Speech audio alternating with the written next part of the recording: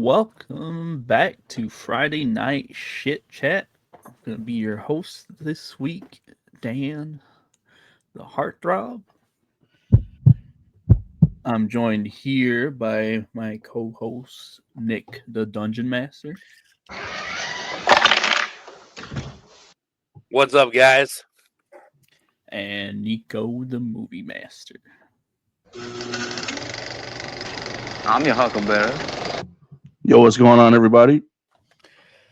All right, guys. So, most important question that we have every week is what are you guys drinking? Nick, you want to go ahead? Yep, I went nice and easy and light today. I've just got good old-fashioned Miller Lite. That sounds Excellent. delicious. How about you, Nico? I'm keeping it simple-ish, with a little something called, Lagunitas, a little something. A little repeat from previous episode, but I had them left, so. Oh, great, you're going to get us canceled. Oh, man. Nice.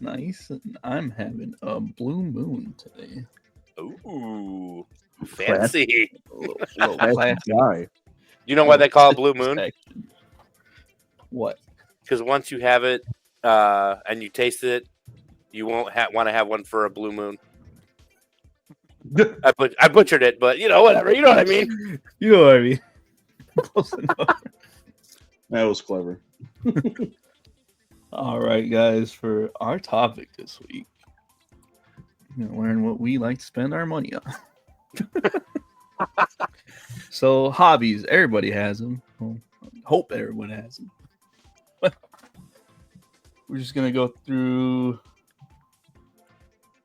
some of our hobbies, what we like to spend our time and money on. Or some people would say waste our time and money on. Whoa. Whoa.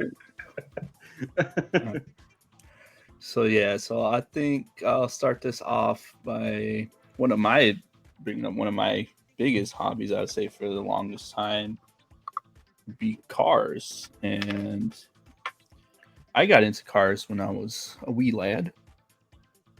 I used to get Hot Wheels all the time. Like once a week, my dad would take me to the store, buy me a little Hot Wheels car. So I think that's when my liking for cars started. And then just over time, just with like my other hobbies like video gaming and like Legos and stuff, kind of always circled back to cars. And as soon as I got my first car, that's when it all went downhill from there. That's when all my money started going to. Mostly speeding tickets, but Damn. no, yeah. So, what are your guys' earliest hobbies that you remember that you still carry on nowadays, Nick? Ooh, well, video gaming is the obvious one. As I mentioned a couple episodes ago, I got into video gaming pretty hard when I was little. I remember showing my mom how to boot up the computer and just putting in the 3.5-inch floppy disk for Doom.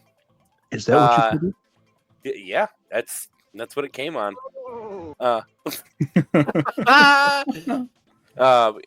then booting that up, and obviously, I'm still gaming today. So, with no real lulls in the middle, I've been gaming since that particular point in time. Not so much on the console, I guess. I mean, I had my N64, I had my PlayStation 1, GameCube, but really, like, my love for gaming is PC. It always has been. It always will be. In fact, I don't even bother. Yeah. Yep. Ashley will love you for that one. That's she shouts that in the streets. But yeah, it's I mean, like you, like gaming, man. Like we could talk about whole nother 10 episodes about gaming, I'm sure.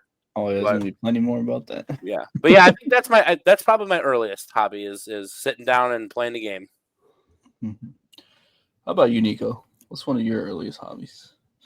Well, I want to say video gaming too, but if I'm really honest and I really think hard on it, it's something that I've never had a lull in like ever, and I still do it to this day.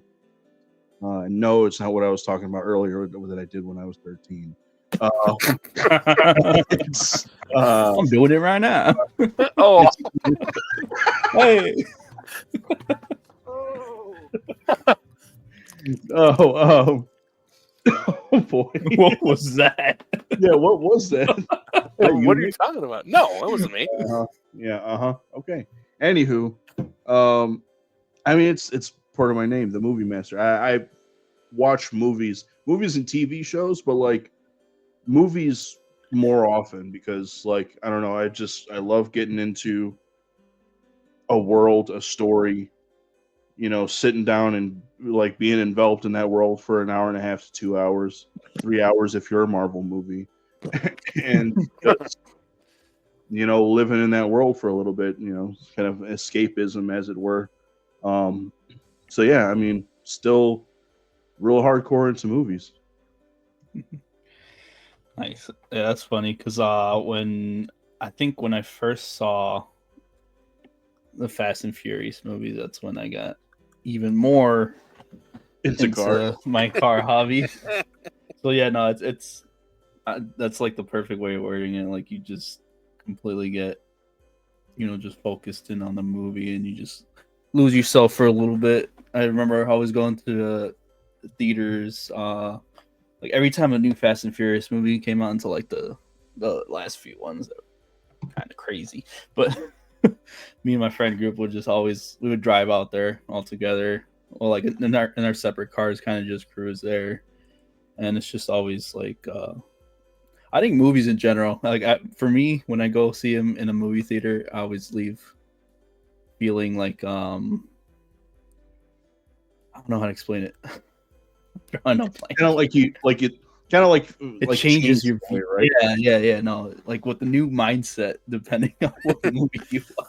So the real right. question is when you and your friends like just cruised up to see the movie, did you guys after watching Fast and Furious, did you guys street race home then after the fact? Oh, we always street race. Oh, okay, well, Before I would. Don't admit that on the internet. No. Just kidding.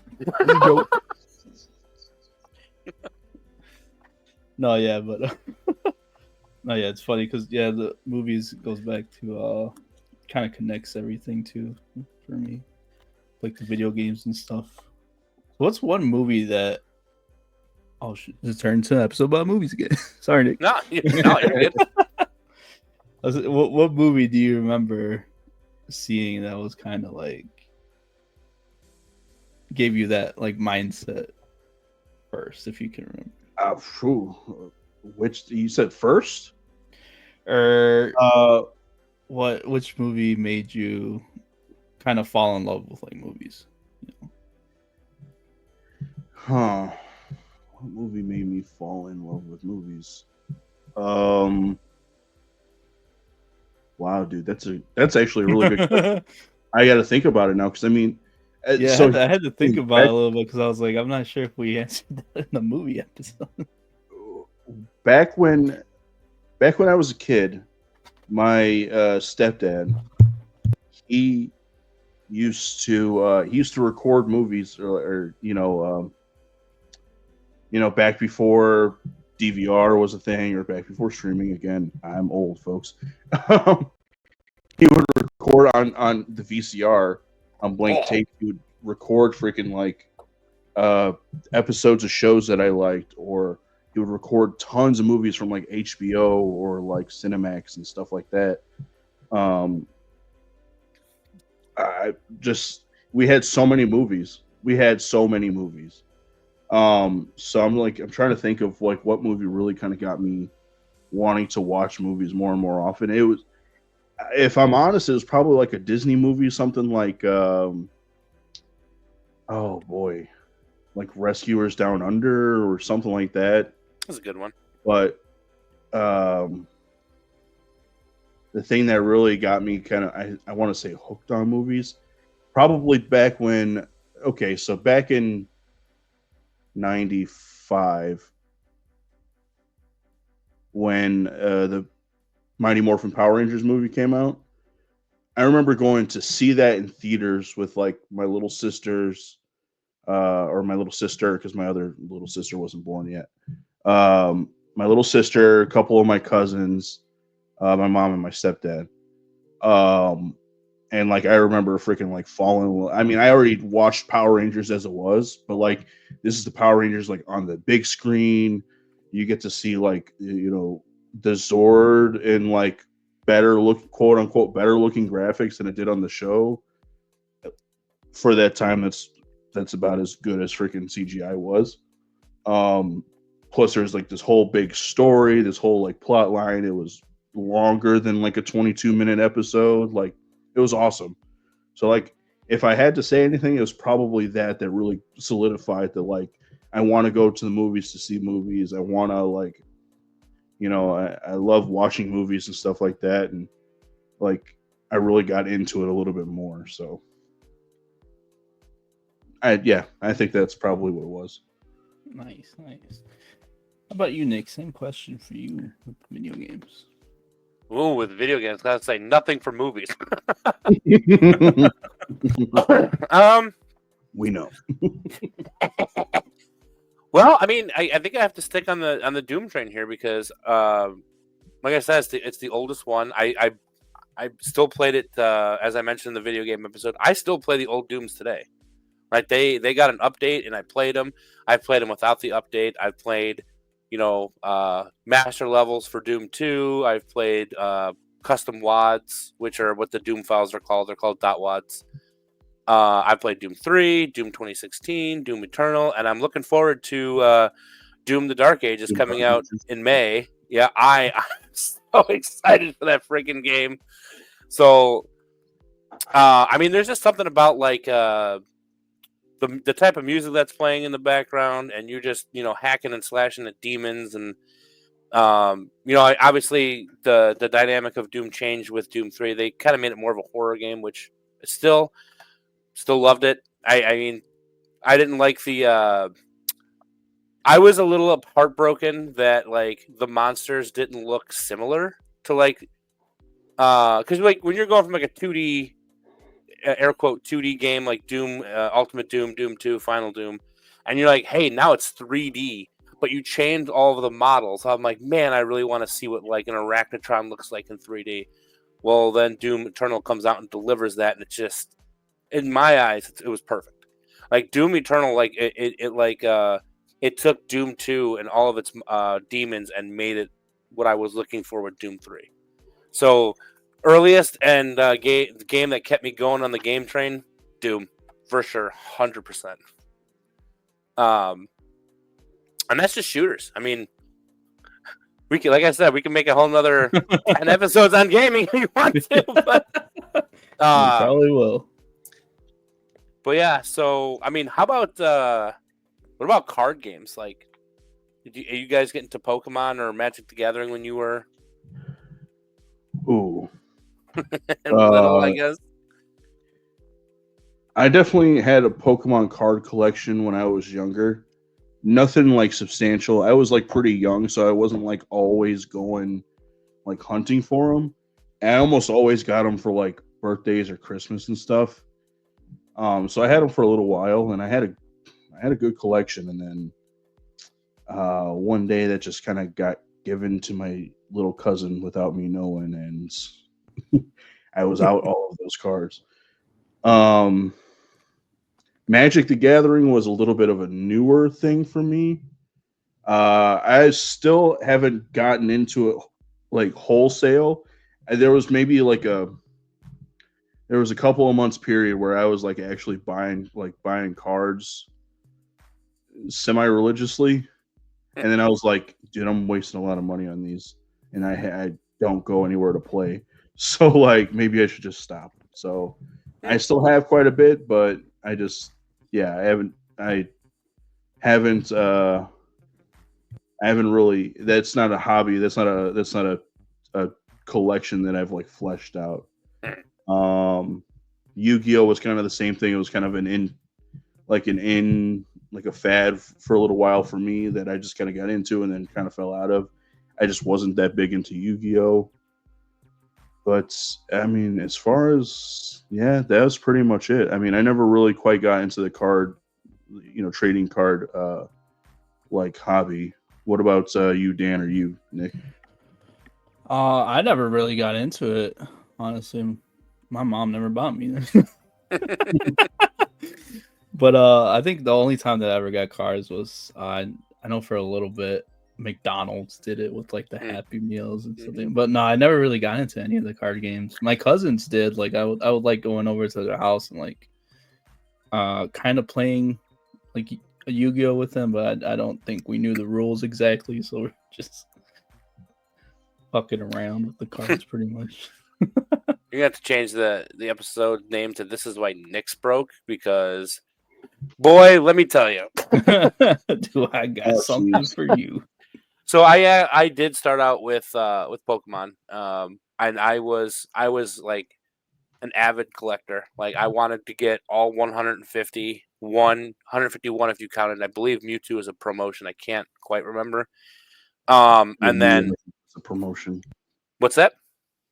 Mew would have been the promotion because Mewtwo was the original 150. Yeah, did I say Mewtwo? I meant Mew. Sorry. Yeah. I'm sorry. Mew would have been a promotion. And had to get all of the trainer cards and the item cards. So I had a small business when I was younger, and that would obviously be cutting grass.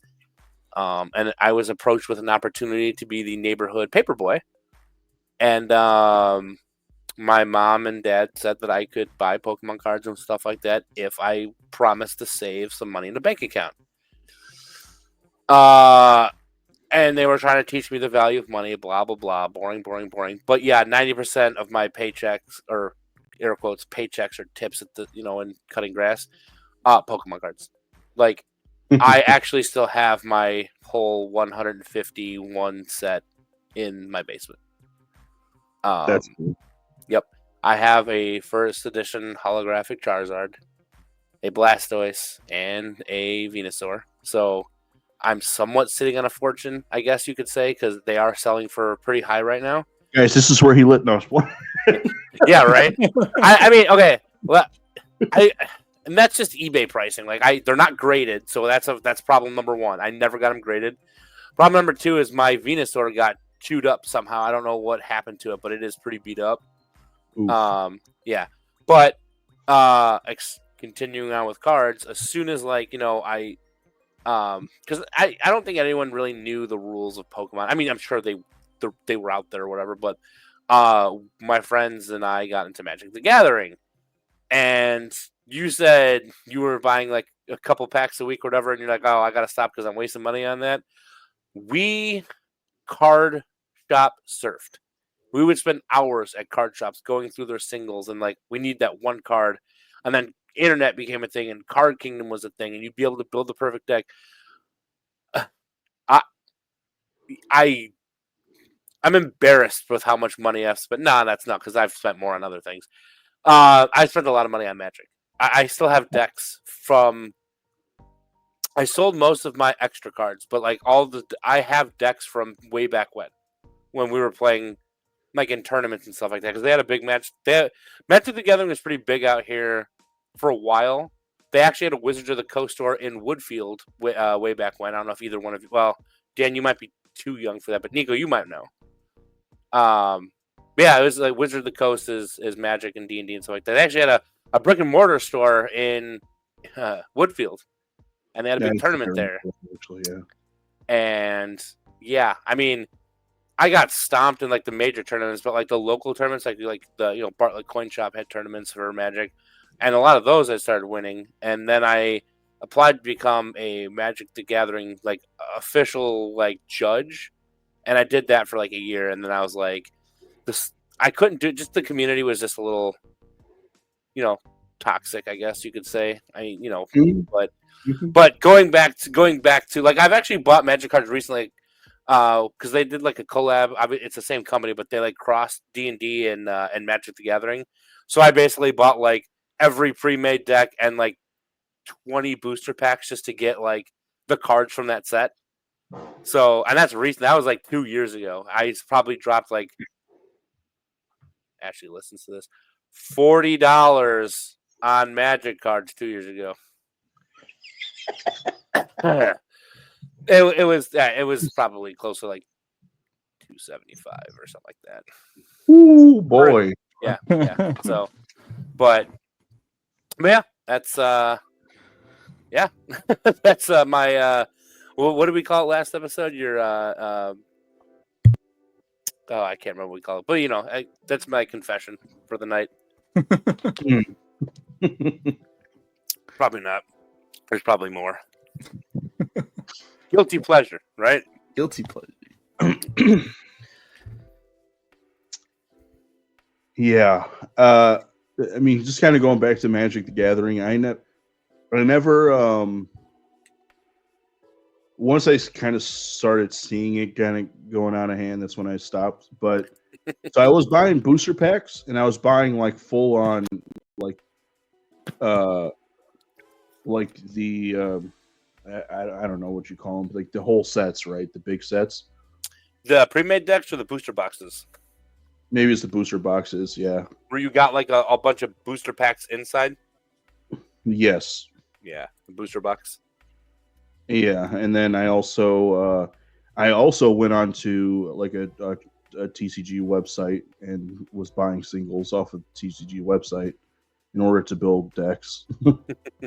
So, yeah, I was doing that for a while, and I was spending more money than I anticipated to. And even though they were like cheap for the most part, once you bought X amount, it started getting like a little bit more expensive, and I was like, yeah. Ooh. I need to fucking pay rent. So maybe I shouldn't keep fucking buying these damn things and getting them shipped to the house where my fucking roommates can see this. Sorry, don't got rent this month. Why not? No reason. Money's a little tight. It was. I mean, I'll say this: I never didn't pay rent, but it was kind of late a couple of times, and MTG might have been the reason why. Consumed you. Yeah. So I was just like, okay, yeah, maybe I should fucking hold off on this for a little bit. So yeah, I just kind of stopped playing and collecting altogether. But for a little while there, I was diving nose first into it. So Hey, that's how I get, man, with because I get into like these not weird, but I get into these like hyper fixations about shit, and I just go like straight into it. Like I need like the best shit for it. I start doing research, looking for the best stuff, and end up spending. Here's a funny thing: I about 2 years ago, I had the bright idea that I wanted to start going golfing. Oh no! Yeah, but I started like just doing like lots of research in the golf clubs and shit. And I was like seriously considering buying like a $900 golf club set. Like, mind you, the closest I got to golf was like, I think I went to like Top Golf a couple times before. And I was like, oh, I need to get the best clubs I can buy, the best balls I can buy.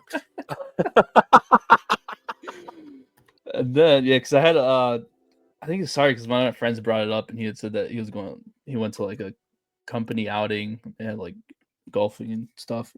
And yeah, I ended up I was literally about to buy it, but thankfully my girlfriend talked me out. Good on her.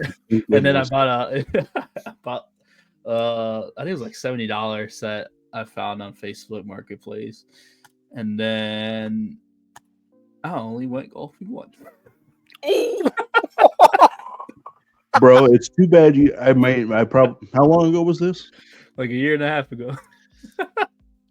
Damn, dude, it's too bad that like we weren't like really talking then, because had I known that, I would have just been like, come with me and taking you over to my parents' house and just giving you a fucking set of golf club.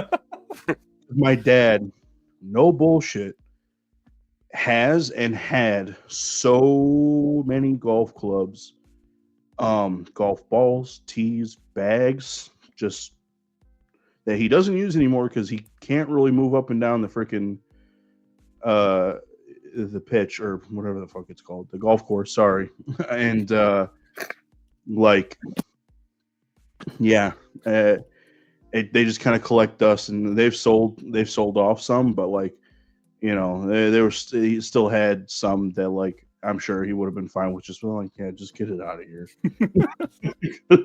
because yeah. Had I known that, I'd have been like, "Come with me, dude. I'll hook you up with the bag. We'll fucking, see it.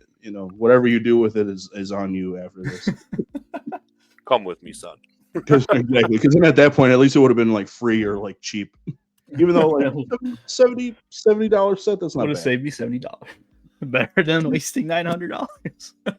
That's fucking true. Jesus. Oh yikes! No, yeah, and that was horrible. I didn't give it a fair shot, but I don't know what I was expecting.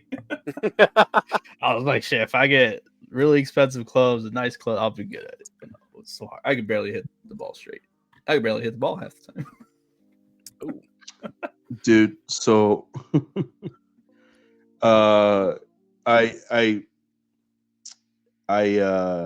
see where you're coming from with the or I understand where you're coming from with the like hyperfixation things, right? So like for a little bit, and even now, like I still have ideas of what to do, but I just don't do it. I was trying to get into cosplaying for a little bit because I like was going to like Comic Cons and stuff like that. And I like my first Comic Con I went and didn't dress up as anything, but like I had so much fun. I was like, dude, if I come back here, I want to fucking dress up next time. So like the next year I went as Casey Jones from the Teenage Mutant Ninja Turtles. Nice. Fairly easy costume to make. Most of it was just like clothes that I got from like a thrift store, and then like I made a homemade mask and like other shit, right? But then it started getting to where I was like, I want to try to get more elaborate with this, right? So I was like buying materials and like learning how to do certain things, and then I just I just like kind of stopped. It's just like all right. Mostly because I think at the time I was still working at a different job where I worked more, and so my time constraints on it were just like weird and difficult. And at the time I lived with like my parents, so like the only time I could do stuff was probably at night, and at night they're sleeping. I'm the only one that's a fucking awake, and if I'm starting to make noise, then like people are waking up in the middle of the night. So like the two just didn't gel, so I just kind of like let it go. I was like, you know what? Maybe I don't need to be making costumes for myself. It's a lot of work too. No. Yeah, definitely is. A lot of planning and a lot of stuff that like I'm very much a last minute doer. Oh yeah. Me too. So, Me too. so like I'll give like when it came to like doing costumes and stuff like that, like or it's not even necessarily that I'm a last minute doer. So like I want to get it done as soon as possible because I want to wear like I want to be able to do something with it type of shit. Like one of the last costumes I made was for it was for a Halloween one year, and I made like an Aizawa costume from My Hero Academia. Really, there wasn't much for me to do other than like make the goggles and then make the like scarf. And all in all, I think it took me like a few days, but like literally when I got home from work like late at night, like for like a couple hours or 2 to 3 hours a night, that's what I was doing, was like working on drawing the freaking stencil for the goggles and like looking up materials that I can buy for the freaking scarf and what am I going to do, and then like got it all done, and then it just sat for a little bit because it was still before freaking Halloween. And then like so I just waited, and then I finally wore it on Halloween, and then I haven't worn it since. So Yeah, I watch. Never really got into cosplay. I mean, I love looking at people that like make the costumes. There's a lot of like 40K Space Marines out there that I'm looking at the costume like, It's so good. It's Dude, so some good. of these costumes are insane. It's like movie quality almost. Yeah. Some people are crazy good with that stuff. Yeah, for sure. I mean, I get the way. I have a very addictive personality when it comes to things like that, so I kind of understand where you guys are coming from, but for me, it's more like once I have one of the thing, I need to have all of the thing. And like, yeah. So, Nope. I mean, again, you guys have been to my house, so you know what it looks like. But yeah, that's how I get. Like when I actually started collecting, again, like the Pokemon cards, I had to spend money because I had to have all 150 or 151 plus everything. I had to have I actually tried to collect the entire when Magic released a set, it would release with 150 cards or 78 cards if it was a small set, but they would have like a checklist, and I was like, I have to have all the cards in the set. And that's not really what it was about. But there's my brain oh, I have to buy a booster box to get maybe that increases my chances tenfold to get this one card that was super rare that I never got. So, but yeah, that's how I get. It's all about I mean, the Legos that I have, it's the same thing.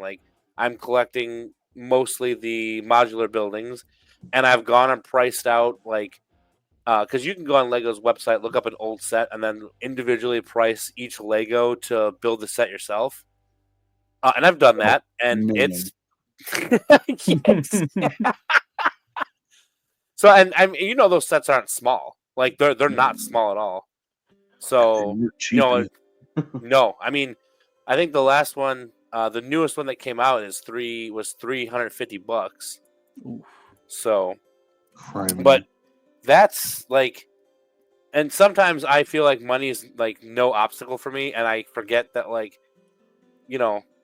it is a huge obstacle for me. So it hurts, but yeah. That's how my brain works. Is oh, I got, even if I get somebody gifts me something, I'm like, oh, now I have this one thing, and then I look it up online, and I'm like, now I need them all.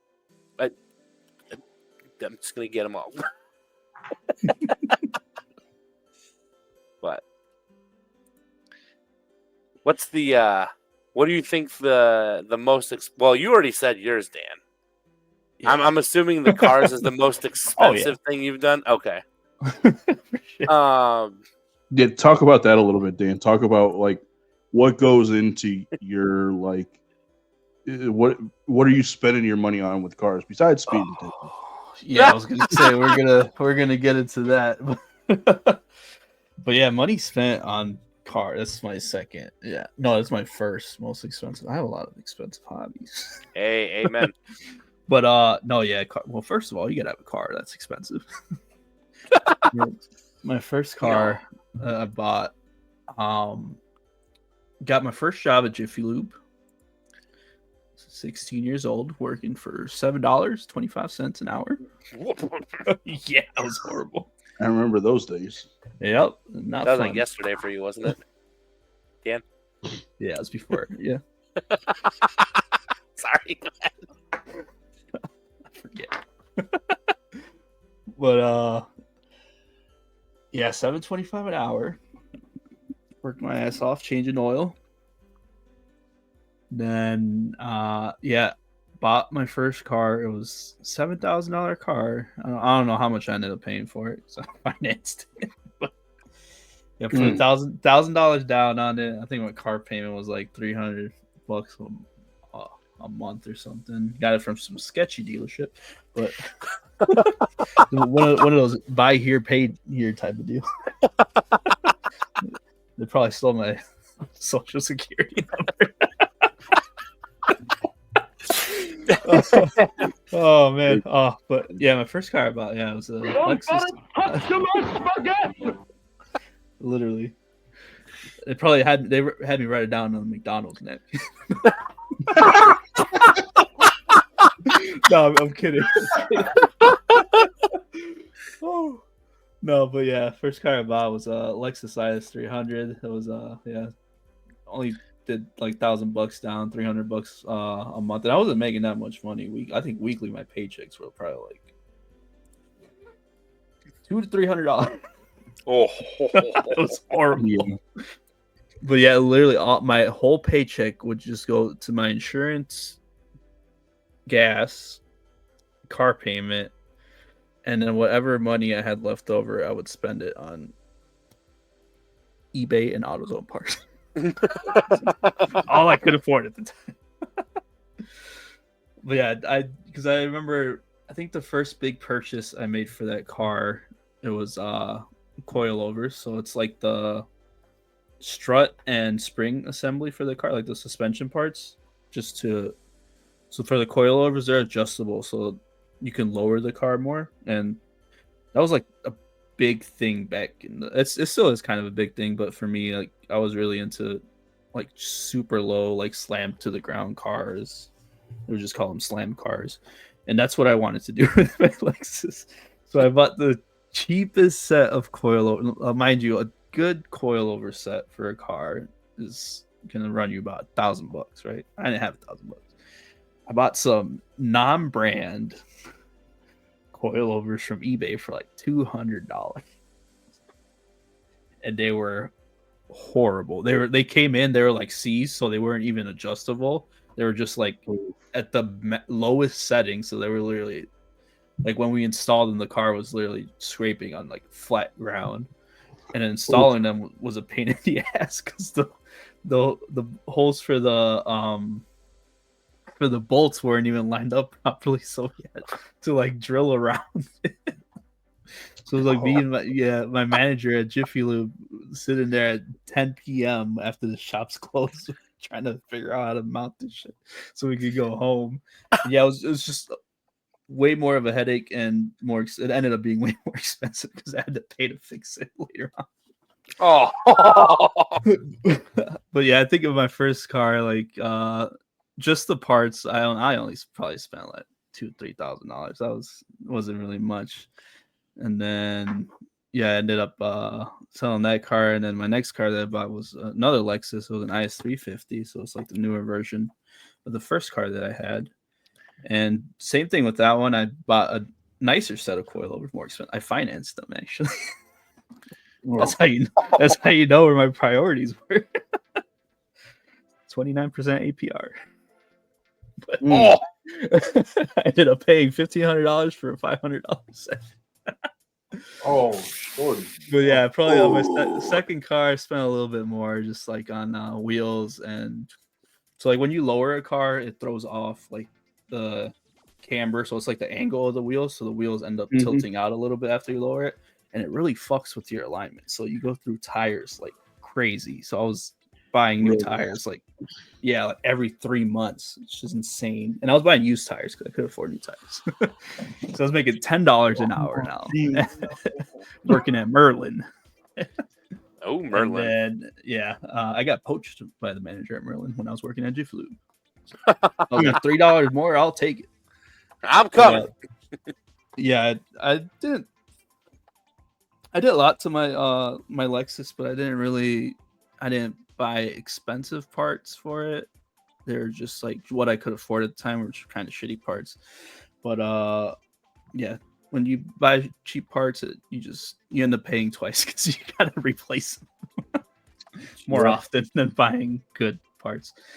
And then after that, I think I got my first merchandising job, and I was with that car, it was so lowered, and like my issues going through tires like crazy. I ended up making a big boy purchase and bought a daily car, brand new car. It was nothing special, just a little Kia, and I used that for a little bit, and then I ended up selling my Lexus because I stopped driving it, and then I actually ended up going through like 3 different Kias just because I kept changing them. I kept trading them. So I was like, this one's a little boring. I was like, I miss having like a cool car, and then I traded in for like a Kia K5, which I did like, but I actually got hit in that car, so they totaled it out.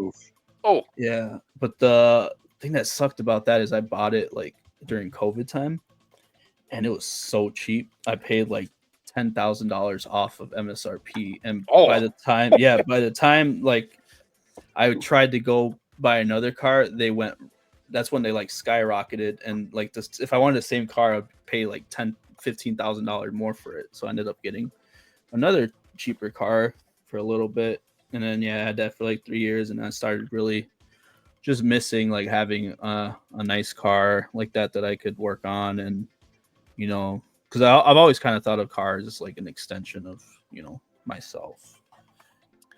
I know that sounds corny, but No, but yeah, It's not just that corny. just like the way that I grew up with the cars and everything is just always was like very near and dear to my heart. So yeah, I ended up saving up money and then ended up trading that car in for the car I have now, which is my Mustang, which is the car that I spent the most money on. Probably about on top of what no, not even with what I paid for it, just parts alone, I'm probably about $10,000. And I haven't even done much. That's just wheels, tires, and then some like wheels, tires, and like some aero like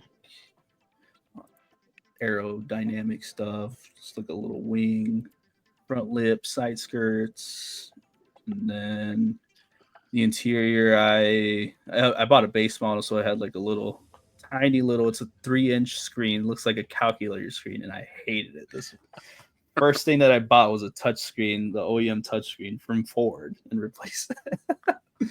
But yeah, no, I'm not even close to doing all the stuff that I want to do with that. Like eventually, gonna want to supercharge it, lower it, just more money. But no, it's really really expensive. Really expensive. Supercharger alone is $8,000, and then you got to get it tuned and installed. And yeah, it's a whole thing. But that's my super expensive hobby. Yeah, I'll say, holy yeah. moly. No, yeah, and I mean, like you said, Nick, with the whole, I think me and you are the same with like the addictive personality. I know we've talked about it before with some stuff, but no, yeah, that's how I am with everything. Especially now that I have grown up money, I'm like, what's the best thing that I could buy? Like I can have right now for this. So it was Only like, was the Mustang like your dream car, or is like what was like a? it was one of them. I Okay. think, yeah, growing up, I did always like I always preferred Ford over Chevys. So I always like Mustangs over Camaros and stuff like that. And I did have a lot of like Mustang, Hot Wheels, and all that. So yeah, it was up there. I didn't think I was gonna be able to afford one because when these came out, they were like super expensive. They were because these the one that I bought, this was I think it's a 5th gen Coyote, which is a 5.0 motor, and it has a 10-speed transmission, so it shifts the gears really fast. So like straight from the factory, it's fast. Like, and so a lot of people use them for like drag racing and stuff. So all you don't even need to buy any like performance modifications for it. You just go to a tuner and get it tuned, like fix the gearing ratio, and it's quick. It's like an 11-second car from the dealership. Yeah. What year is your Mustang? I can't remember. This is 2020. Nice. Hey, yeah, so I didn't think I could afford it until I actually looked into it, and I was like, hold on, I might be able to get one of these. got that big boy money. You said. Yeah.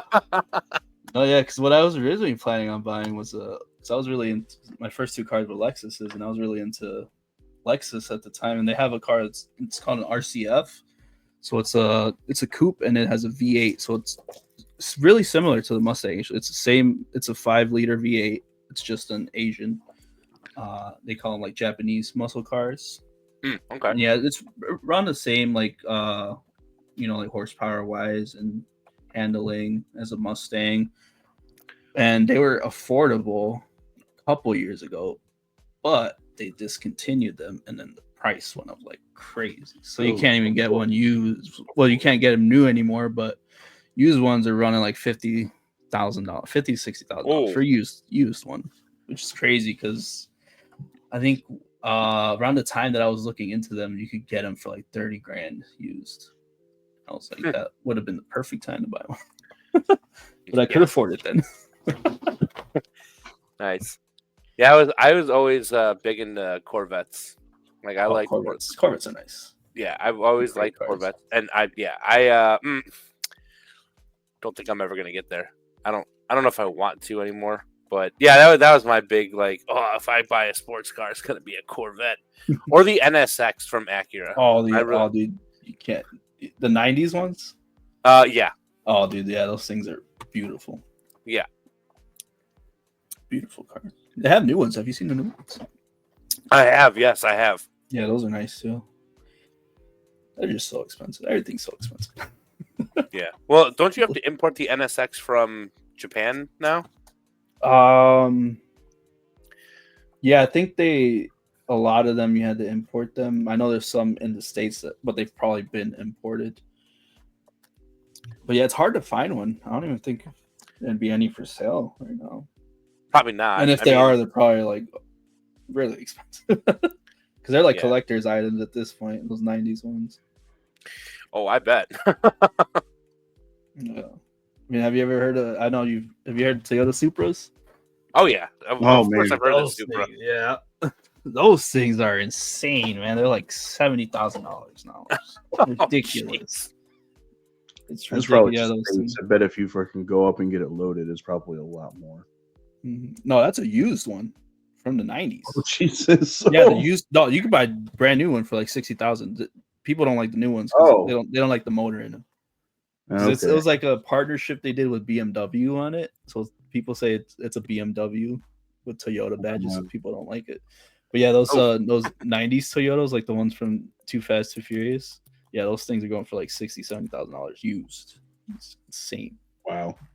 For an almost 30-year-old car. Jesus. Yeah.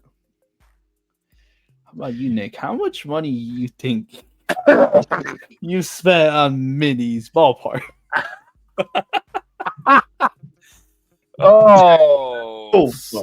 Let's see. Sorry, talking about mistakes. So fuck.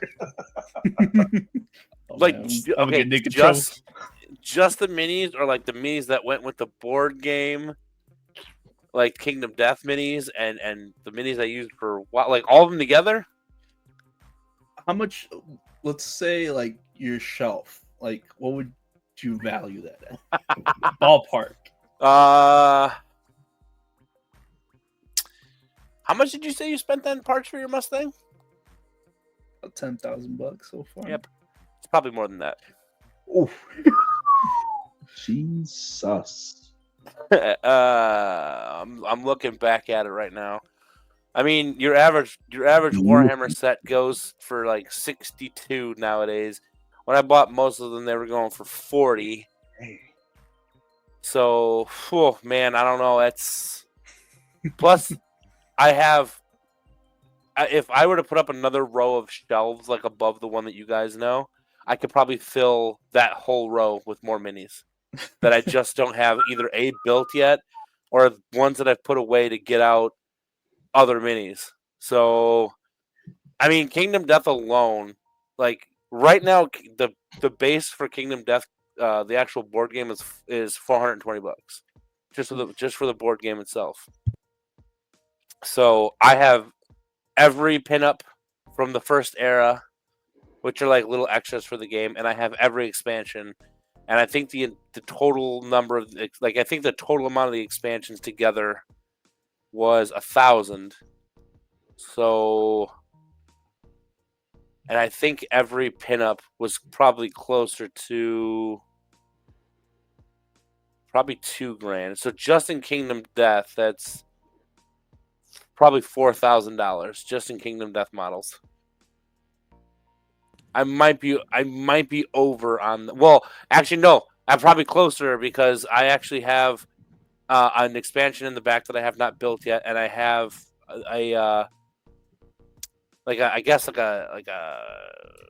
it's technically an expansion. So, but it was a $400 expansion. So, yeah, I'd say probably Kingdom Death alone is just $4,000. Oh my gosh. Now you add in all of the Warhammer minis back there, probably not 6,000. It's probably less because let's see, average. I'd put my mini collection at about 6,000. 6,000. Oh, Yeah. I don't think it's quite 10,000. not yet, right? No. Well, again, there's stuff. Well, no, because I counted that under the Kingdom Death stuff, but I mean, I pretty much have every. Not that you guys are going to know what any of this is, but I pretty much have every mini from the Night Hunt army from Age of Sigmar. I have every Bone Reapers mini from the from Age of Sigmar.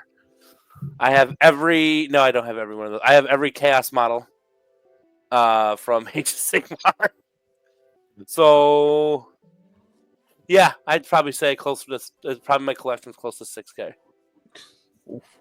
Yeah, so not quite your car, but obviously when Almost when you're converting like tangible items for your car versus a mini that sits on a shelf, I think 6K is a lot of money.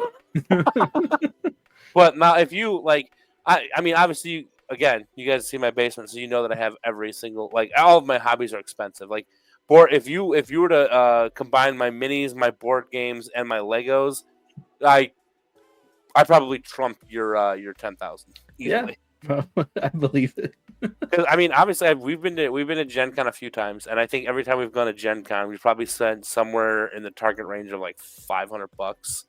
So that's 3 times. That's 1,500 plus all the games we just buy on the like on random. But not to mention the all the Unos that again. So going back to the last thing we were talking about, so. My mom had an Uno game that I've never seen before, and that prompted me to go out and buy every single Uno game.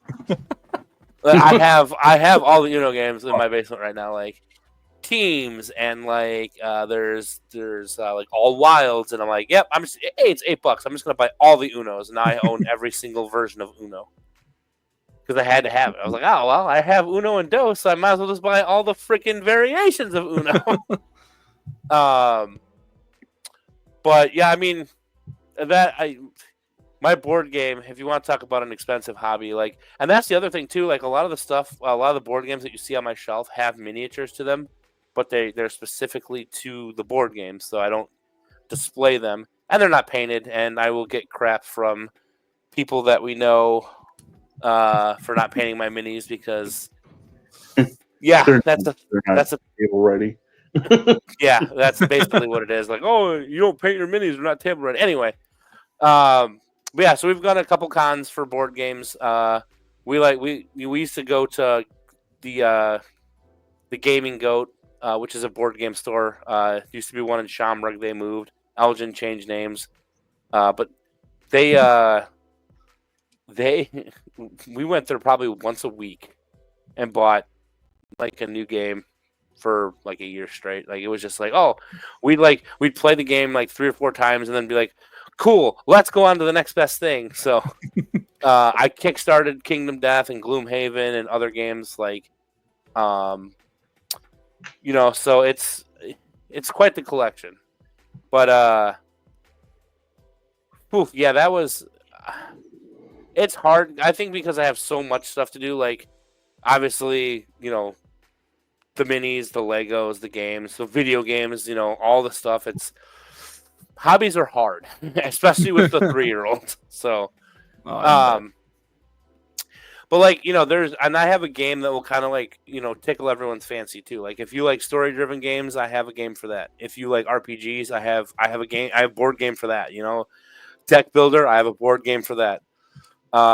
Head-to-head games, I have board games for that. So I have one that's actually really fun. It's a 1v1v1v1v1. Each person has their own task, but like I can't remember the type of game. It's got a name to it, but like every player has their own task to do, but you're building like you're against each other like at the same time. Really fun game.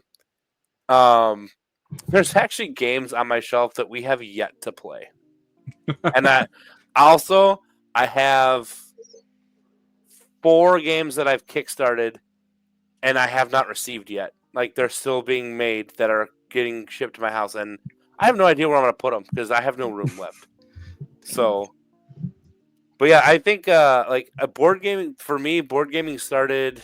Oh boy, let me think about this real quick here. 20 would have been probably 2018, and what kicked off was Arkham Horror, which is it's like a game setting set in like the Cthulhu mythos. You work together to try to stop like any of the old gods from waking up. Like you get to kind of set your game up like you pick an old god at random, and then you pick kind of the difficulty at random. So like, and then you as the investigators kind of work together to like kill monsters that come through portals, close portals, try to seal the elder god from waking up. And like I played that game. God, we played that game so many times. There were sober nights, there were drunken nights. There was one St. Patrick's Day that we were one of my friends was super wasted. I was super wasted, and we had the bright idea to pull out Arkham Horror and all 4 of its expansions, which, mind you, spanned his entire dining room table and then some. And we had like 10 people at this like party that were also drinking. And we played one round, and that was it. But anyway, enough about that. Yeah, that's when board gaming started for me. Probably 2018, I think I said. And then it just spiraled out of control. Because I think that's the first time we went to Gen. It was either 2018 or 2017, but that's the first time we went to Gen Con 2. And that's when my horde really bulked up. I got a lot of games at the first Gen Con. Probably too many. And minis. We got minis at the first Gen Con too. My wife pulled my credit card out of my wallet and bought like $300 worth of minis from Kingdom Death. And she's like, well, you don't have any of these. I'm like, wow. Yeah. Oh yeah. She's responsible for that purchase. And I bring it up constantly. So she can never be mad at you for spending too much money. Sure. You can say that. Sure.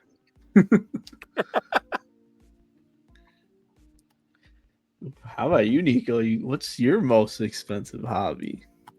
Oh, I think you guys already know this. I mean, to the point where I haven't done it in a while, but I had a series on this channel that I would open toys.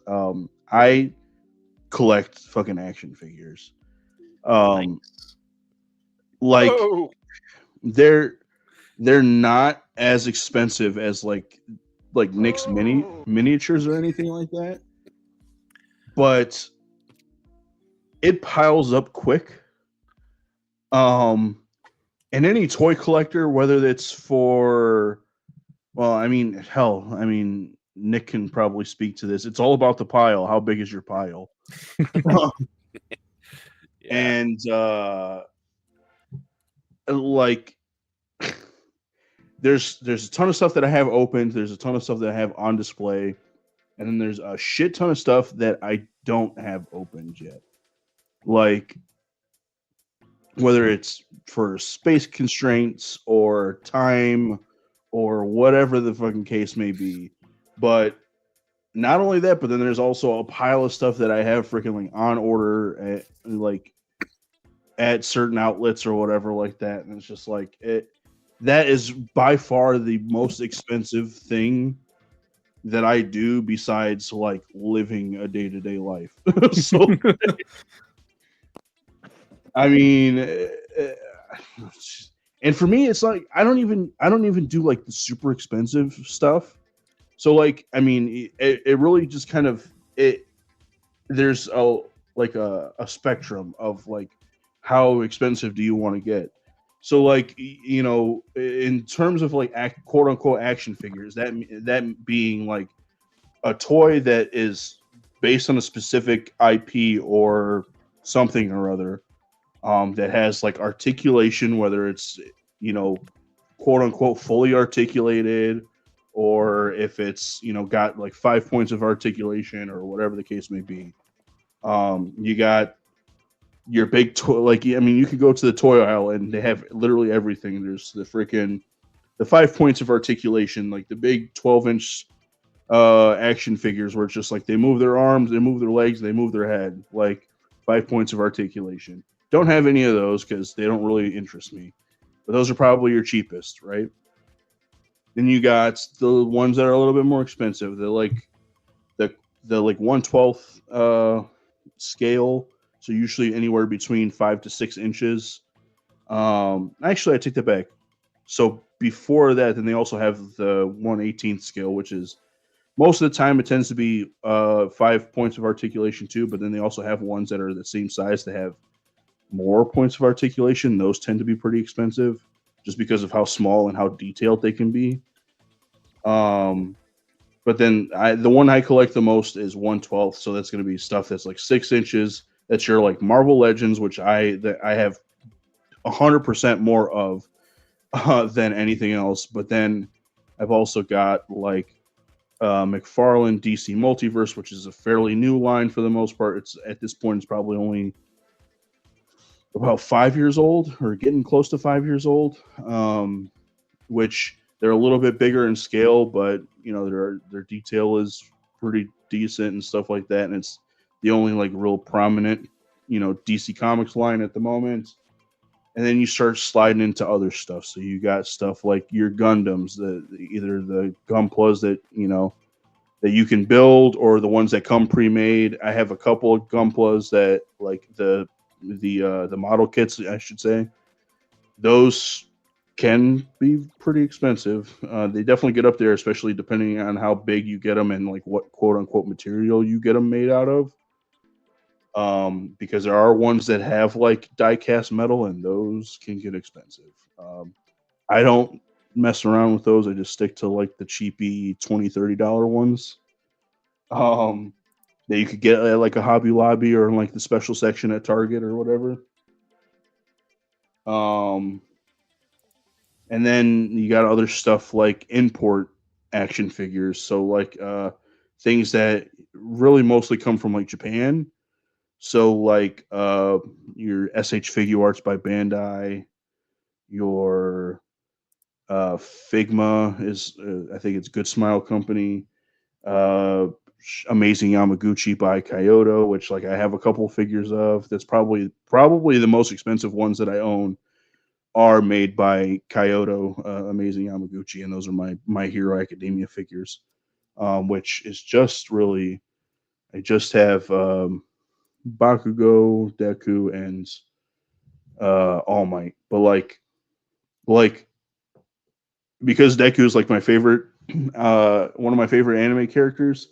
Like, I was like, he doesn't quite look the way that I want him to look. Like, it's a good look from the show. It's a good look from the like that they made or whatever. But like, I wanted to upgrade his look and upgrade his suit. So then you start getting into customizing, and like, there are people like third party people who are like, yeah, I do 3D printing, and so like I can make a custom mask, or I do cloth stuff, so I could do like cloth clothing or capes or whatever the case may be. So then you start running into like, oh, what can I do to customize this figure to make it look the way that I want it to look. So by far the most expensive action figure that I own is probably my Amazing Yamaguchi Deku, which like I think when it came out it cost like $96, and I got it like shipped DHL directly from the site, like so it was $96 MSRP, but then shipping, trade costs, and everything like that was like, I think it ended up being like $120, and then I went and spent another $210 on custom parts for it.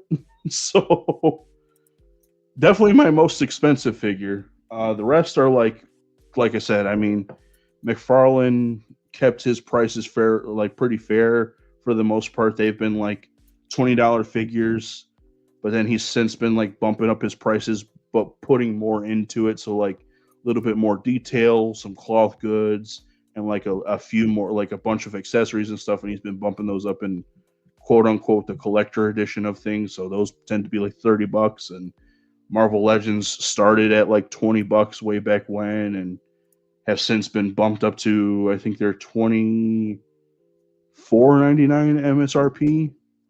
And then they have the things like deluxe figures, so those are like tend to be a little bit bigger. And now they're talking about bringing out these quote unquote maximum series figures, which will be like a character in their one of their most definitive looks. So it's going to have a little extra paint. It's going to have a little like, and it's going to have a ton of accessories and stuff like that. But we still don't know how much they're going to cost because they haven't released the cost on it yet. So people were theorizing that they'll probably hopefully be no more than like $40, but some people are theorizing they may be up close to like $50-$60, which is a little wild for a domestic figure. So like, I don't know, but by far that's definitely the most expensive thing that I spend my money on is these plastic things with articulation. That like, again, they're bigger than like Nick's minifigs. They actually move. They do stuff. You can put them in freaking like poses and all this other crap. You can put effects on them and stuff like that because some of them come with like power effects or weapons and stuff like that. But it tends to add up pretty quickly when you know when Marvel Legends decides that they're gonna like, well, not when they decide. Most of the time they release these things in waves, so they'll be like 6 to 7 figures for a wave, and sometimes they might even have like a build a figure. And for the most part, I'm pretty good at like, hey, I only need 1 or 2 from this wave, or I don't really want to build the figure or whatever like that. But then you run into like, oh, I don't want the whole figure in the wave, but I want to build a figure. So it's either I buy the whole wave, or I go onto eBay and buy the like build a figure pieces, and that can get expensive because then people are like marking up the prices. Like they'll charge you $10 for a fucking leg, and it's just like, it's either I spend $10 on this or I spend $20 on a figure and a figure that I don't need. So it's like, you're kind of damned if you do, damned if you don't type of deal. So, but dude, I love it so much because I'm such a fan of comic books and comic book characters that like I always want, like there's a couple of characters that like I will almost always buy whatever comes out. So like Spider-Man, love Spider-Man. I will almost always buy any Spider-Man figure that comes out. X-Men characters, for the most part, if there's someone that's super recognizable to me, I will buy an X-Men figure. And subsequently also their villains, because I have a X-Men display, and then I have a Brotherhood of Evil Mutants display. So like I'm always like adding to those. Teen Titans from DC, I'll almost always get a Teen Titans character. And like for the most part, I try to get like, but otherwise I try to get like the most iconic look of a figure. So like sometimes if they'll drop like an off costume that maybe I don't necessarily like or whatever like that for some certain character, I'll be like, I'll wait until they come out with the like more definitive version of that or their like more iconic look and stuff. But yeah, dude, and I have like freaking lists going of like, what is it that I need to quote unquote complete this display? Spoilers, kids, the display is never going to be complete. It's never going to be complete because they just start sending out, they start making more stuff, or they'll update a look on a character. You're like, ooh, that looks better than the one I have. Let me get that one. So then it's just like, well, now I got to tear into this freaking display. Which one don't I need anymore? And it's just like, it's ridiculous. And I have a bad habit of not getting rid of figures. So I feel that Warhammer does the same thing, Nico. Hey, look at this year's Chaos Knights, and it's like, The mold is better on these. Okay. Sold. Yeah, dude. That's what like getting into. I swear I would get into freaking collecting minis, but I know that once I dive into that, I will be broke. Come to the dark side. Dude, I don't even like Star Wars. oh my god. Like the thing in my head saying it all the time. Do it. All the time. I want to pull the trigger on that so hard. Well, you know what the saddest part about my collection is, though, is I have all these armies for Warhammer. I don't even play Warhammer. That's just it.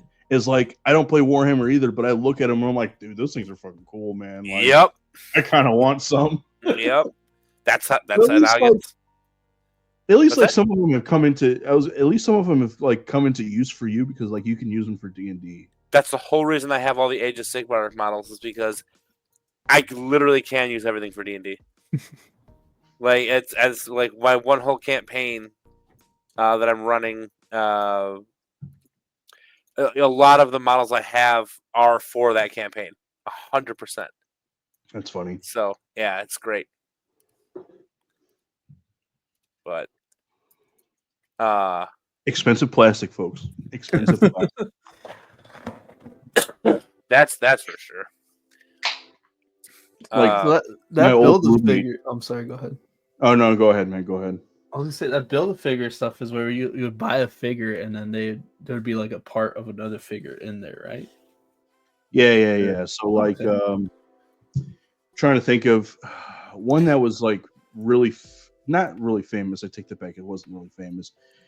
It was actually not very famous. So they had an overabundance of them at like Targets and Walmarts and shit.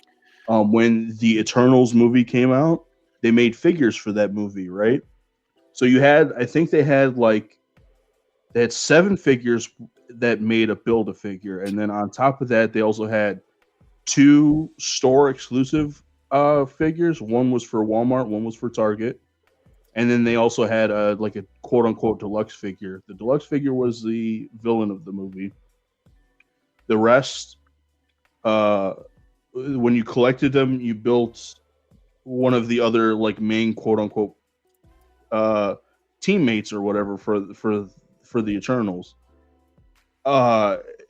One, the movie sucked dick, so nobody freaking like really wanted the figure. And 2, there were so many of them that like even when people bought them, they still have stuff on the shelf for it. So like they became what's called peg warmers in the action figure community. So you probably have seen a bunch of those like out at Targets and Walmarts for sure. But yeah, they'll be like the figure that whatever the figure is. So for the Eternals, they had like Icarus and Makari, and they'll have like one piece to Gilgamesh, which was like either his leg or his foot or his head or his body or whatever like that.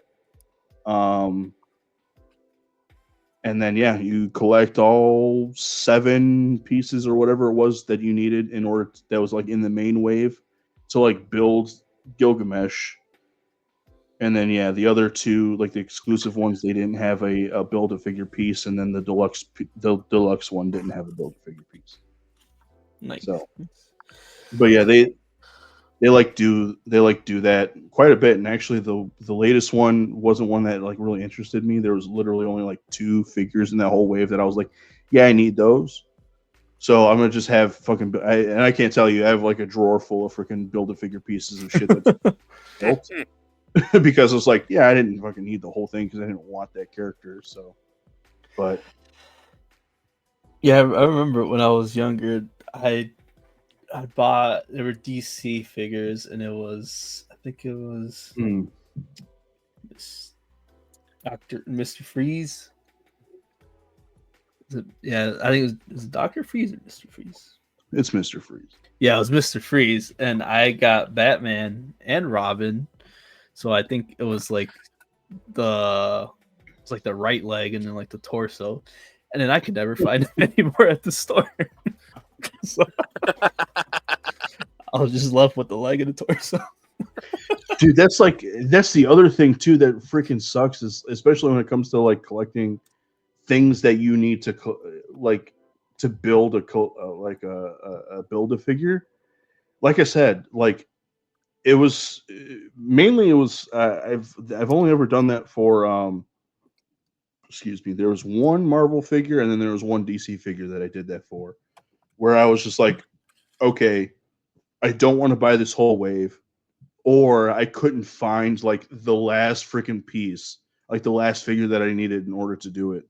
So it's either then I was just like, well, let me go online and see, and then it's either like they're selling just the figure and not the build a figure piece, or they're selling the build a figure piece and not the freaking figure that comes along with it.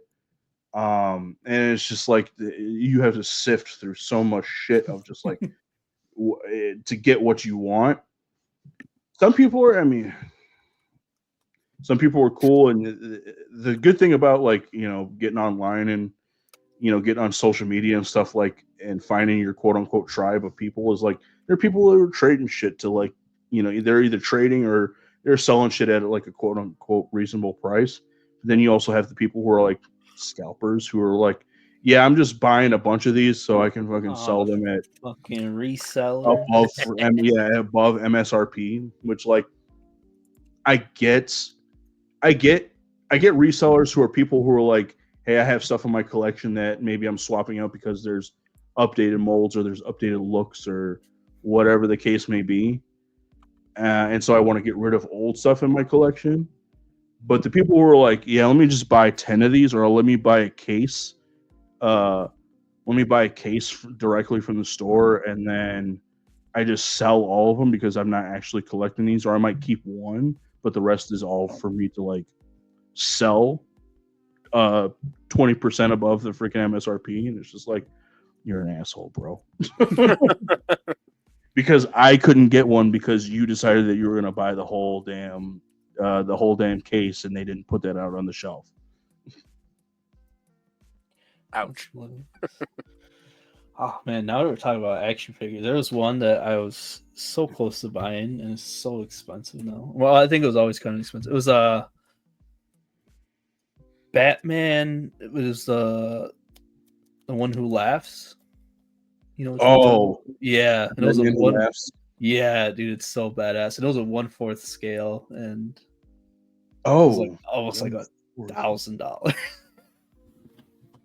Yeah, 1/4 is those tend to be expensive just because there's a lot more resin and like plastic that goes into it. Yeah, but they're fucking.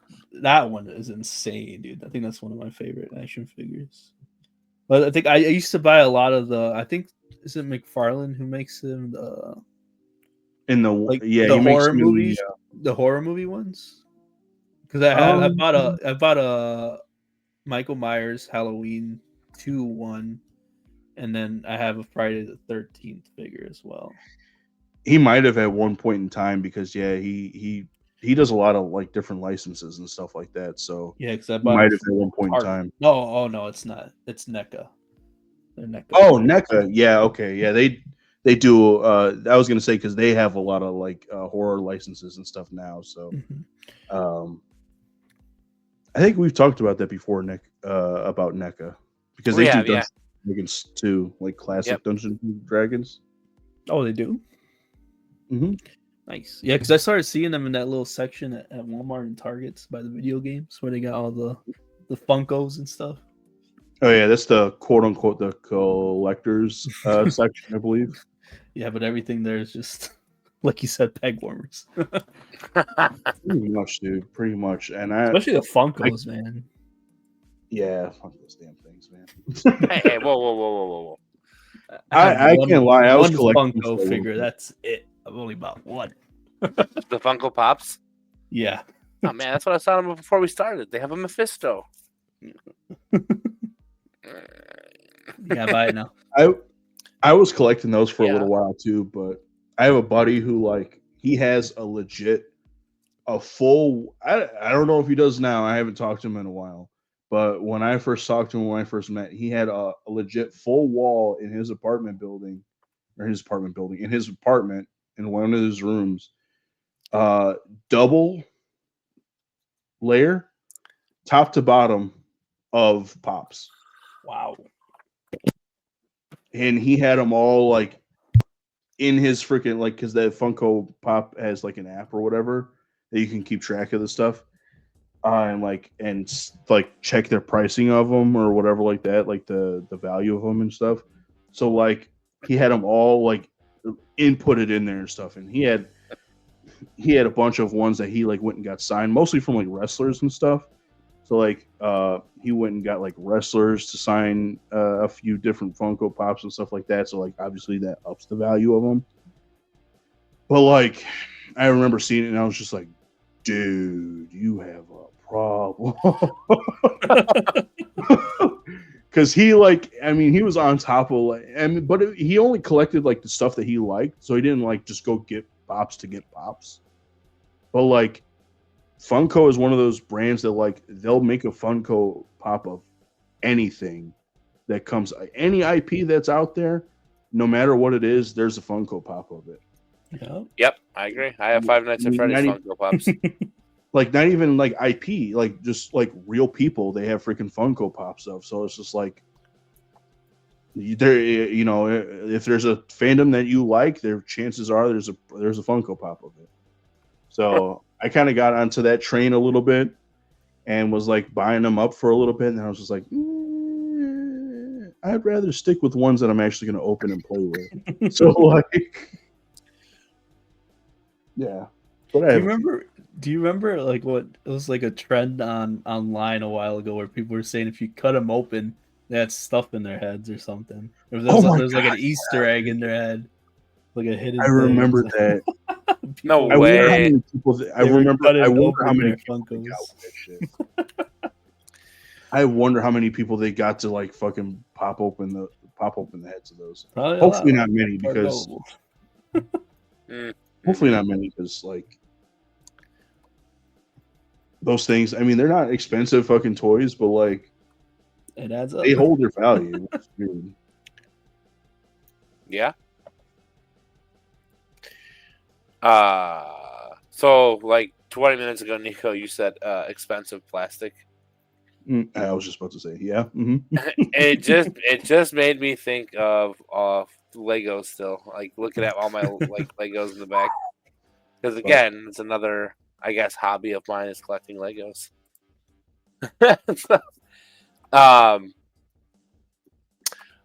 I like to. I think I already said it, but like I like to do the modular buildings, like the city buildings.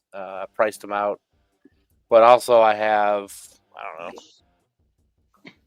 castles and mech suits, and yeah, I have a problem. Let's just put it that way. I guess I have a big problem. I mean, Gino's whole collection upstairs is all like a lot of it is Legos that like I had, and I'm like, you know, he came downstairs one day and he's like, "Oh, excavator," and I'm like, "Guess that's yours now." Oh, steamroller. I'm like, "Oh, guess that's yours now." But I remember like when I was little, I used to have like kind of like that, you know, that yellow bucket they sell. And it's like, oh, just create whatever. Oh yeah. So like that was my first experience with Legos. It was just like I think it was 2 or 3 of those buckets, and I would make giant castles, and I would have my plastic army men in like like you remember the gray, the tan and the green army men. Yeah. I make 2 giant castles and then like you know battle them out with each other, and as a kid, I never got sets. Like I never got like the city sets or like whatever. And then as like Dan described his car, I got adult money and I'm like, I already have 10 hobbies, but let's add an 11th and buy Legos. So, I mean, there was I think and Legos are expensive now. Like it's not like they were back in the day. Expensive. So, but you know what? I wouldn't trade it. So that's the thing is like when we talk about hobbies, I always tell Ashley like I need to give up one of my hobbies. I'm spending too much money on this, that, and the other thing. And it never happens. Like I thought about like selling my computer and just never playing video games again, but I can't justify that. Bitch, please. Oh my god. We've talked. No, I've legit talked about it because like we have so many board games that I'm like, oh, I don't want to play the computer. I want to play all these board games. But then like now like Doom: The Dark Ages is coming out. I'm like, I haven't played a board game in a while now because obviously Diablo 4 is holding my attention, but it's hard because like I have a board game Kickstarter that's just like it's Diablo like 2 in board game form. It's got like 6 acts. It's got like common, uncommon, magic, legendary items in the game. So it's like I crave that in board game form, but like I don't know. And then I'm like, at one point I told her because one of my other, I don't want to say expensive hobbies, but one of my other hobbies is drinking beer. Like we got into that. I mean, for everyone out there, my wife and I got married in a brewery in the city. Revolution. They had they have a little upstairs area, but enough about that. So we kind of like, I think a couple years before that. Actually, I believe my beer hobby is not as old as my other hobbies because I didn't really start drinking beer until like 2012. So, and my adventure started in Munster, Indiana, at Three Floyds, which you drank Zombie Dust last week. So, but like from there, like we go to Milwaukee every year for their breweries. We've pretty much been to, I don't want to say every brewery in Illinois because there's a lot, but we've been to a lot of locals. We got married in the city.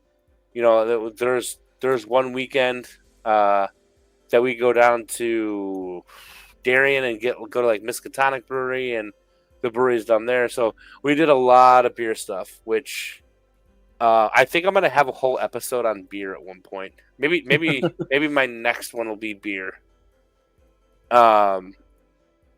But yeah, I mean, I consider that a hobby. I don't know if you guys think that's a hobby, but we did it for a while. I mean, we spent a lot of money going around traveling, and I was a little sad when we went to Vegas because like there was a brewery like on the Strip.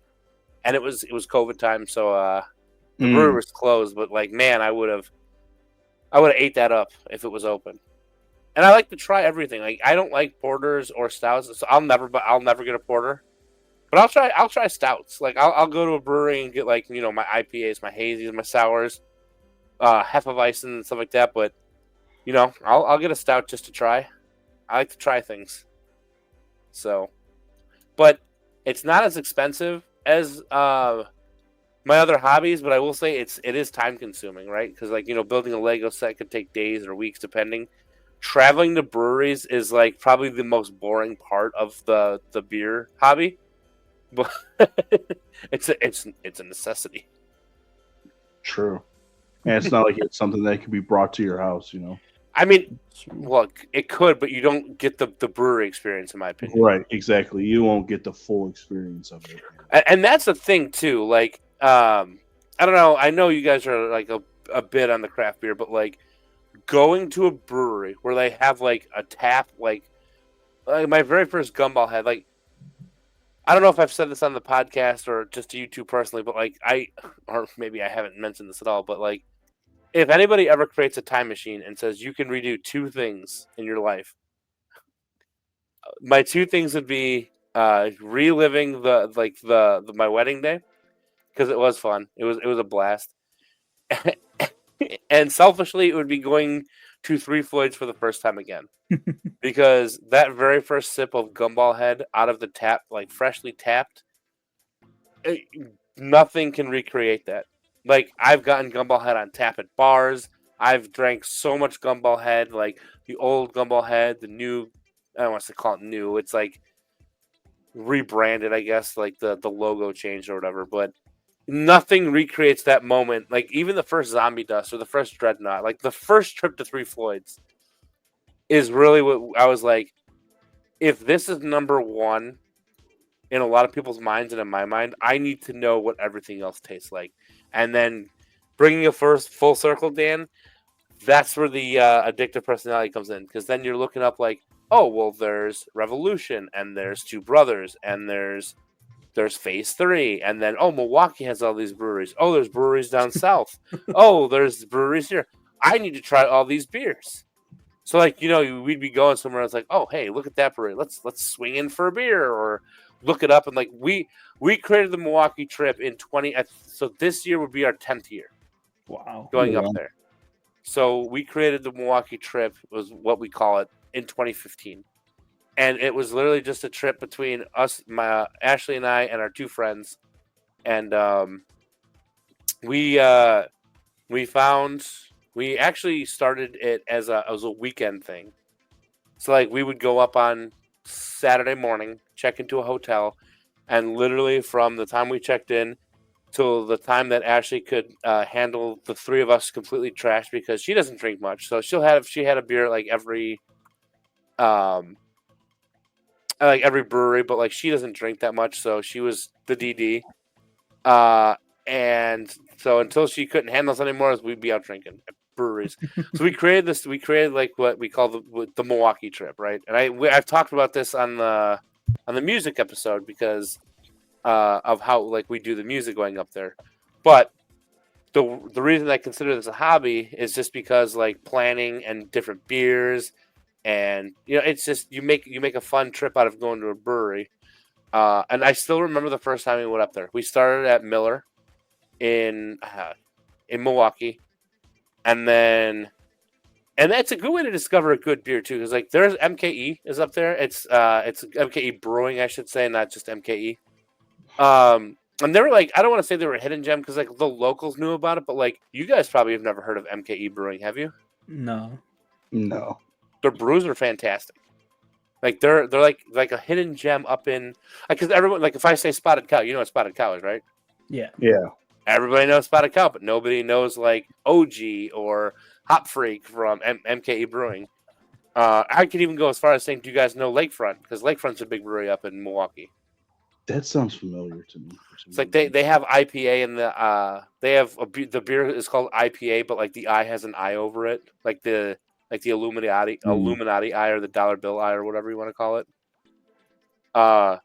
And like they're really good up there. It's a German beer hall, but regardless of that, like even when we're up there and we have a meticulously planned trip, we were talking about where we wanted to go eat, and there's just like a brewery and a church.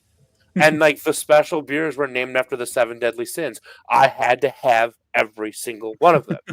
Nice. I had to try them all. So, but yeah, I feel like brewery hopping, or because I wouldn't say going to the bar as a hobby, but like if you're going to like the brewery and experiencing like the atmosphere, the brews and the food and like the people, I feel like that's a hobby. Yeah. I would definitely say so. Yeah.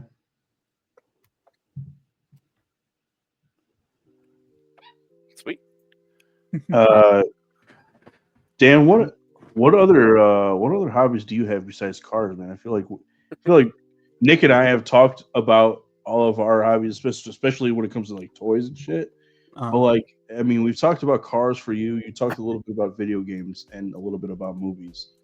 Like, what else tickles your fancy, dude? It's still cars, but Hot Wheels. I have about like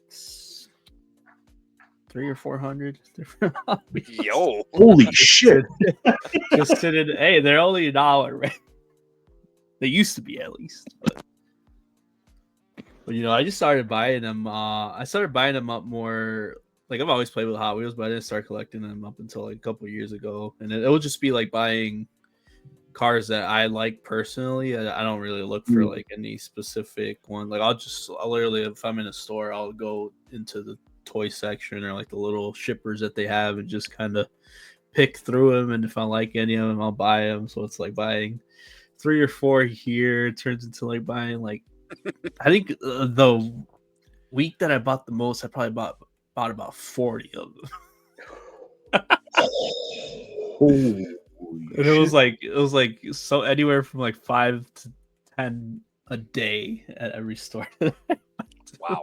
I mean, that sounds like a lot, but if it's only going to cost you like between $40 and $50, that's only like Yeah, $2.50. it's about like what, like makes $1. I think they're like, depending on where you go, they're like $1.25, and they're usually almost always on sales, where they come out to like $1. So, like, I literally have them in my, so like my desk, I have these kind of, I'd say they're about like 7-inch tall drawers, and they're just filled with Hot Wheels, just stacked up. Like, I don't even take them out the cardboard or anything. Like, it got to the point where I'm just like giving them out at this point. So, like, I've thought about like carrying some with me, because I saw this thing online where like people carry like they have the Hot Wheels with them. If they see a car like in a parking lot or something of the Hot Wheel that they have, they'll like put it onto their like windshield and stuff. Mm-hmm.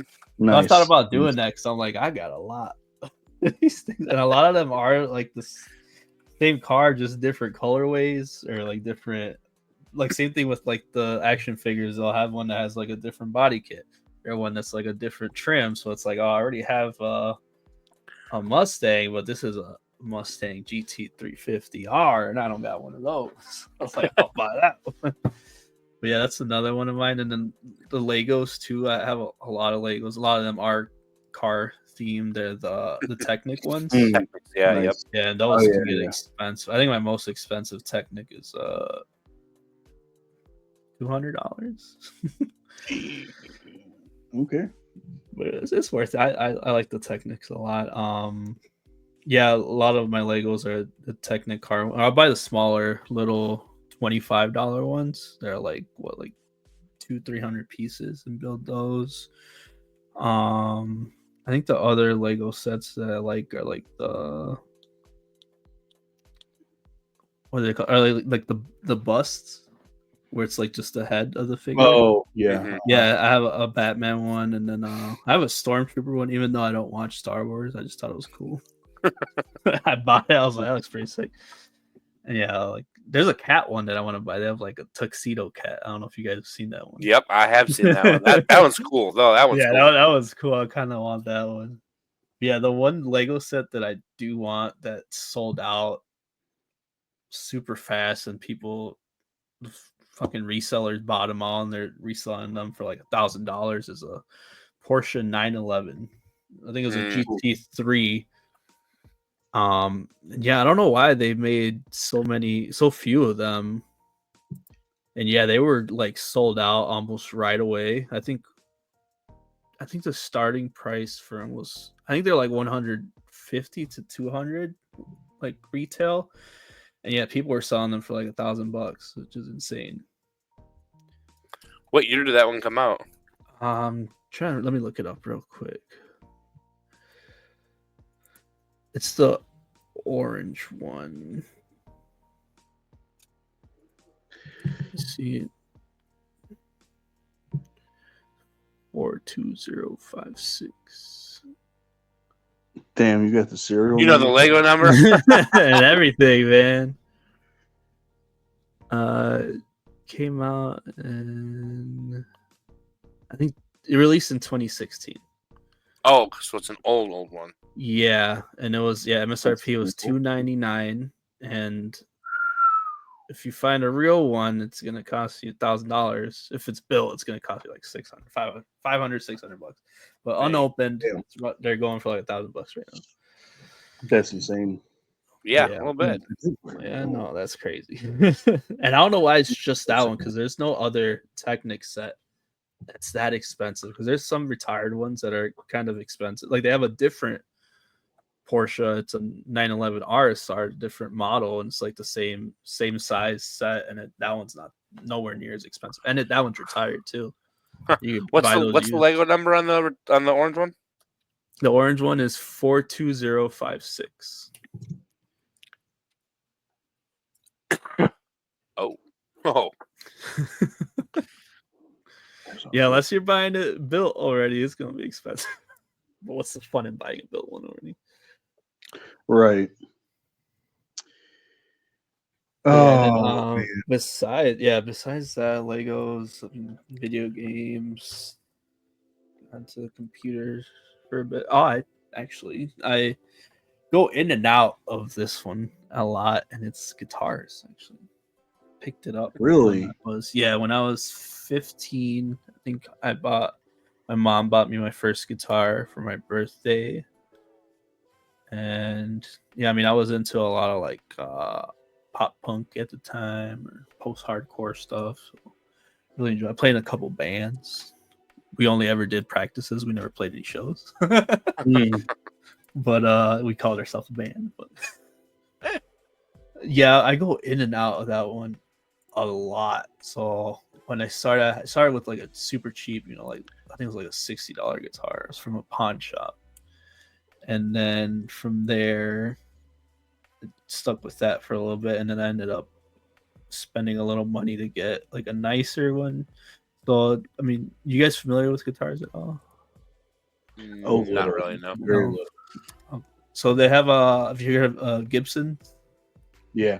yeah, like a Gibson Les Paul. So Gibsons are super expensive, but they have like a smaller brand which is under Gibson. It's called Epiphone, and they make all the Gibson models with not as expensive parts as the real Gibsons, and then they're a lot cheaper than actual Gibsons. So I think my first like kind of expensive guitar was a Epiphone Les Paul, and that was like it was like $400 or $500, and then an amp. I think I spent like my first real amp. I probably spent like $400 on.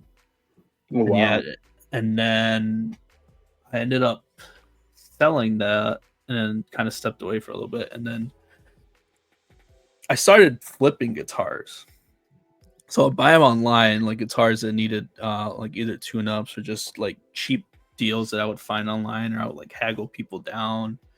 So I'd buy them online and then sell them, and then that way, because I just like having multiple different, like with guitars, I like playing them, but I just love having them, like displaying them, if that makes sense.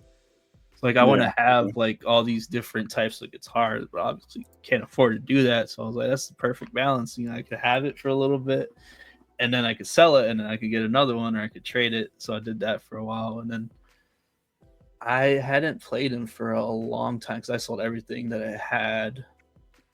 And then up until I think like about 6-7 months ago, I went back into it and bought one of my dream guitars that I had when I was growing up. It was an ESP LTD EC1000, and they're really big in like the 2014 2015 like music scene. Like a lot of bands were using them, like Pierce the Veil, Bless the Fall,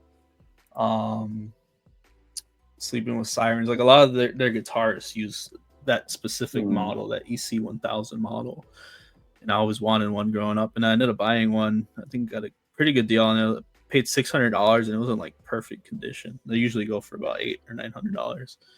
And then I bought that, and I invested in a nicer amp, and yeah, and I don't have time for it, sadly. I just feel like that's the bad thing about having grown up money is you have the money to buy the stuff, but you don't have the time or the energy to use it. That's the shitty part. But yeah, I've always loved like kind of, I don't want to say collecting, because I don't think I've ever had more than like 2 or 3 at once, just because of like the money situation, because they're pretty fucking expensive. And but yeah, I like having them. Like I have them like hung up on my wall with the mounts and everything. Nice. And yeah, kind of like like collecting, but they're just too expensive to get a good collection going. Yeah, And no, that's definitely one of those, like, if you have the money, for sure, but if not, like, yeah, maybe that's one of those ones that kind of go by the wayside. But no, yeah, if but you ever get like, ooh, stupid rich, it's like, yeah, I'm picking that hobby back up. Oh yeah, absolutely, dude. Have a whole guitar room. 100%. But yeah, I think those are pretty much my big hobbies that I've had for a while now. But I mean, like I said earlier, I got like those hyper fixations that come and go with random shit all the time that I get into for a couple months, and then I just kind of forget about it. I actually got into tools a lot. No. because I told you guys I worked at Jiffy Lube, and then I went to Merlin, and actually got because I wanted to because I was really into cars. I wanted to do that as a career, be a technician. So I am actually ASC certified, and they got 3 ASC certifications that I got because I want to be a master technician. But when I was working at Maryland and I was doing my apprenticeship there, I think it was kind of killing like my passion for it because I was like working all these shitty cars and just always having shitty because we live in the Rust Belt, so every car that I would like, I'd say 80% of every car that I would work on at Maryland was rusted to shit, and you couldn't get any bolts out. You had to sit there and like torch the bolts. Half of the time, you had to like melt them out, and you're sitting under the car. You're trying to get something out, and you got rust flying everywhere. It's just horrible. And I think after a while, just like the way that management worked, like in that setting, like I couldn't really like I didn't want to do it anymore, really, because I was like, this is kind of killing my passion that I have for cars, But I mean, it worked out because I did the certification classes for it, so I do like most of the stuff on every car that I've had. I've done most of the stuff myself or like with buddies' help or something, unless it's like anything major like major engine work. I don't really mess with that, but yeah, that was what I wanted to be growing up, a mechanic. And yeah, then I got into the tools because they have the tool trucks coming in at the mechanic shops, and see all these, you see all these big. Oh, dude, there was this guy there that I worked with at Maryland. He's had probably over $100,000 into like his toolbox and everything. And it was just those toolboxes are expensive. I'm so glad I didn't buy one because I almost got talked into it so many times because they make it sound real nice. They're like, it's only $50 a week. Yeah, you're right. For 10 years. A week, for 10 years. So yeah, I was so close to buying them. I'm telling you, I was making like $10 an hour, and I was so close to buying like a $5,000 toolbox, and thankfully I didn't because I've probably still been paying it off now. Yeah. I did end up buying like electric impacts, air impacts, like wrench sets, like all that Snap-on Matco shit, just overpriced stuff. But yeah, I paid weekly, so it didn't hurt as much. Yeah. Yeah, I got into that a little bit. I still have, I have my little set of tools in my toolbox at home that I used to work in my car and stuff. But yeah, that was another thing that I got into for a little bit. The tools, because they have I don't know if you guys seen like the Milwaukee stuff. Mm-hmm. So they have a thing, the pack out stuff. It's like a modular toolbox thing where it's like different sets for like you could pretty much like create your own little cart thing because they sell like different sets that they like interlock with each other, and they sell like rollers. So they sell like a cart with like shelves. They even sell like coolers or like a radio and everything, and they're just stupid expensive, man. Like I have 2 sets. I just have one. It's like a rolling cart, and then like a small little tray with like little separated compartments for smaller stuff. And I mean that alone was like $400. It's just plastic. Overpriced plastic. Yikes. But yeah, I'll get like random like hyperfixations about shit and kind of get into it for a little bit and then kind of forget about it. I can't blame you, man. I can't. Just to kind of touch back a little bit, dude. Sorry, were you about to say anything else? No, you're good. Okay. Just to kind of touch back a little bit, dude. You were talking about Legos. Fucking okay. So I like Legos. Like I liked Legos when I was little. I have never, as an adult, gotten into Legos. But if I were to get into any Lego thing as an adult, if they fucking brought back Bionicles, dude. Oh, dude, I love Bionicles. I had so many. I would whole hog fucking get into Bionicles. Fuck my Marvel Legends. Fuck my DC Multiverse. Whoa. I would cancel all of them and start getting into fucking Bionicles because, dude, I I loved love those, Bionicles dude. so much as a fucking kid. Oh my god! Like,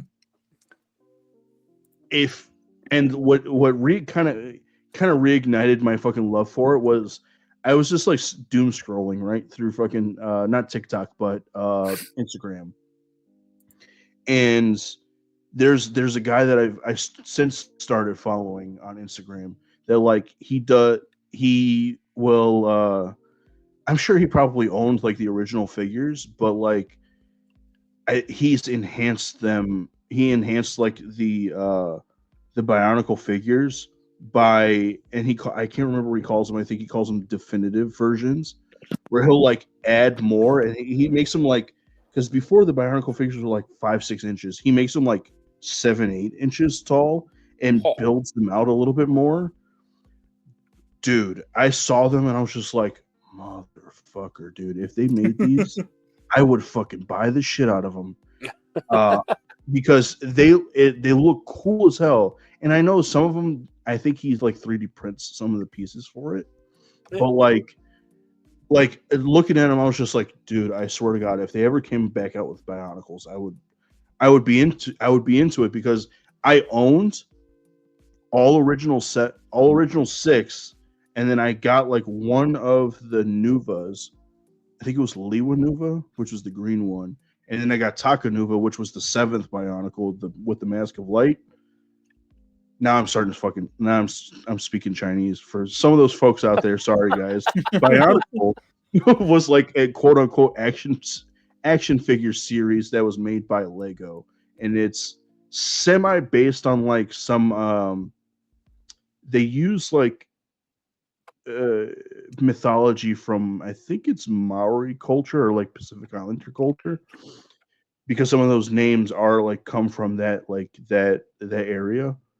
But like they were like the coolest things. They were basically like Power Rangers, but like made out of Legos, and because each one had like their certain elements, and then at one point there was like a whole story that went along with them. They had like villains and stuff, which I had a couple of the villains, and like they were all against like this big main villain, and like at one point they had a movie that came out and it was called The Mask of Light, and they had like the 6th Ranger freaking Bionicle came out, but it was actually the 7th one.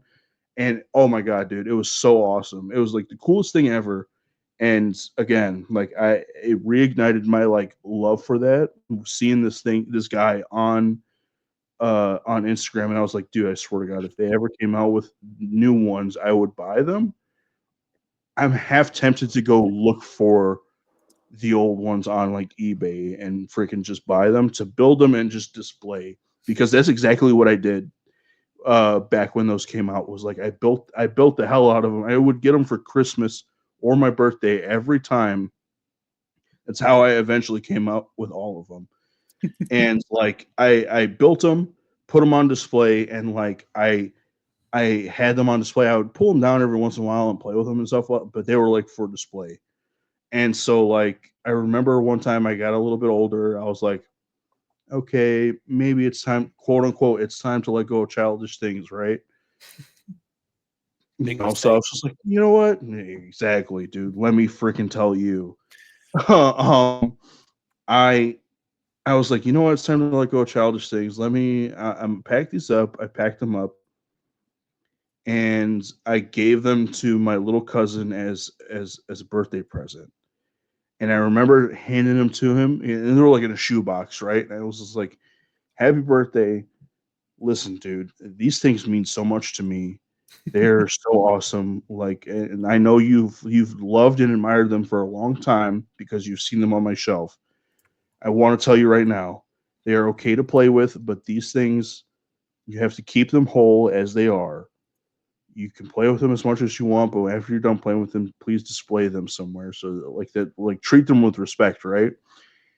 And I shit you not, it was 2 weeks later, I came over to my aunt's house and they were just torn apart and like different parts and pieces. Like he was a creative kid, so like he was like trying to like build something with him.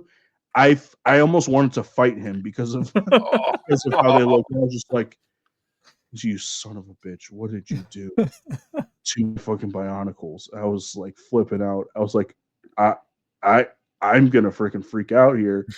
And like, I was just like, "What did you do, dude?" And he's just like, "Oh, I was having fun with it." I was like, "I see that. Okay. I thought I told you to like not do this and to display them." And he's just like, "But they're." I was like, "All right, let me let it go." It was like the hardest.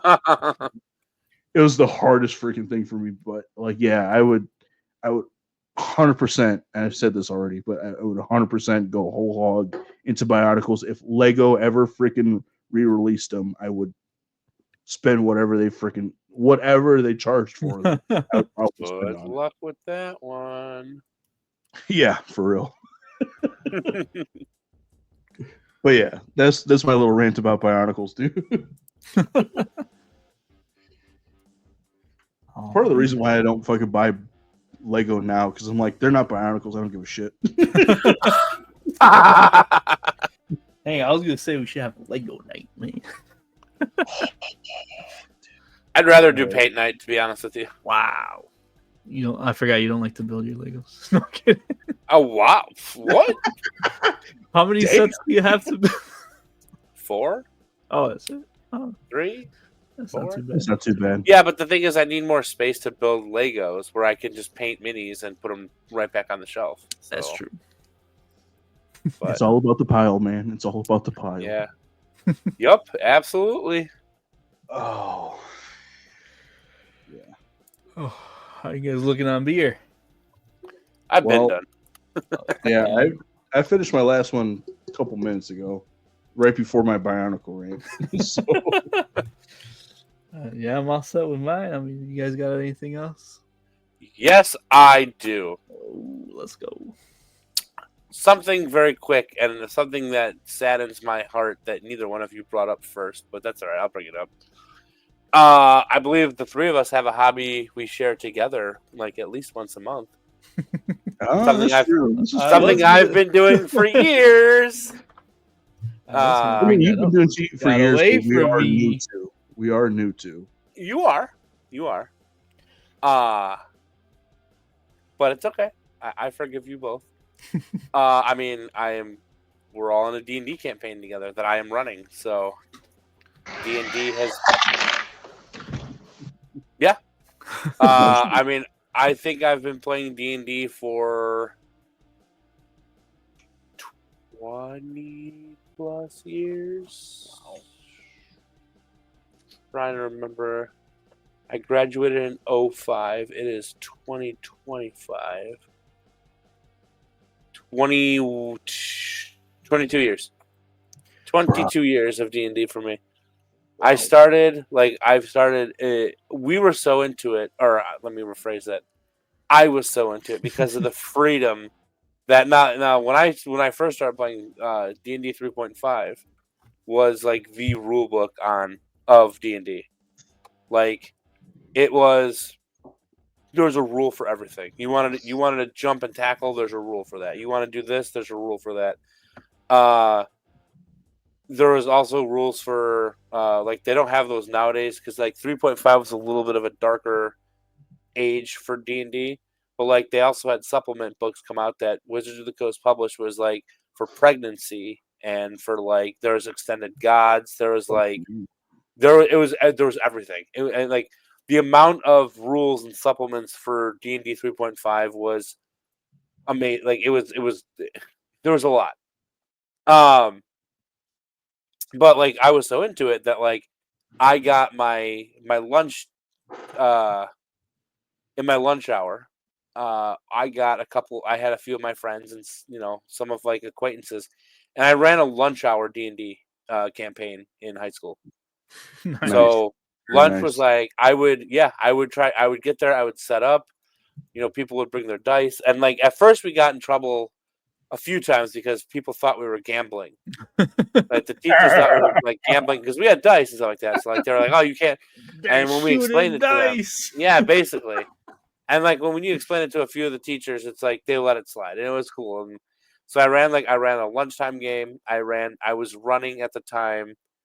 I think 3 different campaigns And I loved what D&D offered, and it offers it today.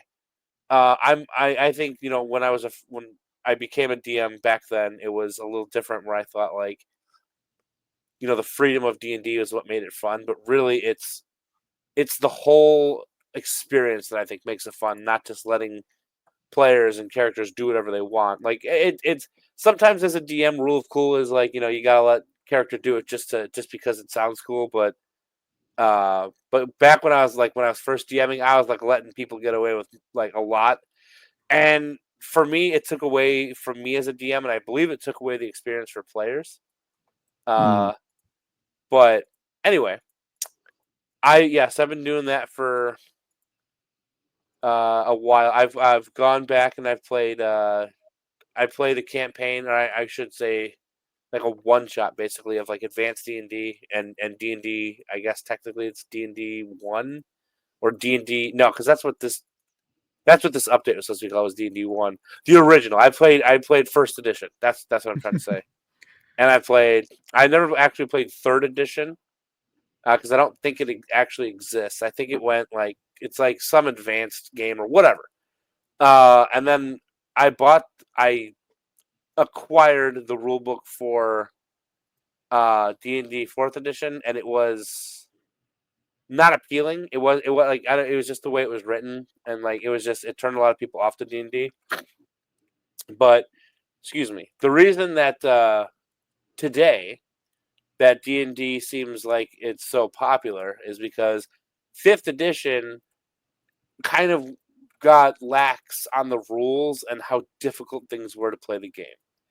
Because like when you're playing your character like Dan, and actually both of you are strength based, like you roll your d20 for your strength, and then if you hit, you roll your damage. Well, it wasn't always like that. Like you basically like every attack in a 3.5, I shouldn't say every attack, most attacks, I think you had to roll dexterity to see if you could hit, and then you would roll like your strength to see like how hard you hit, and then roll damage or something like that.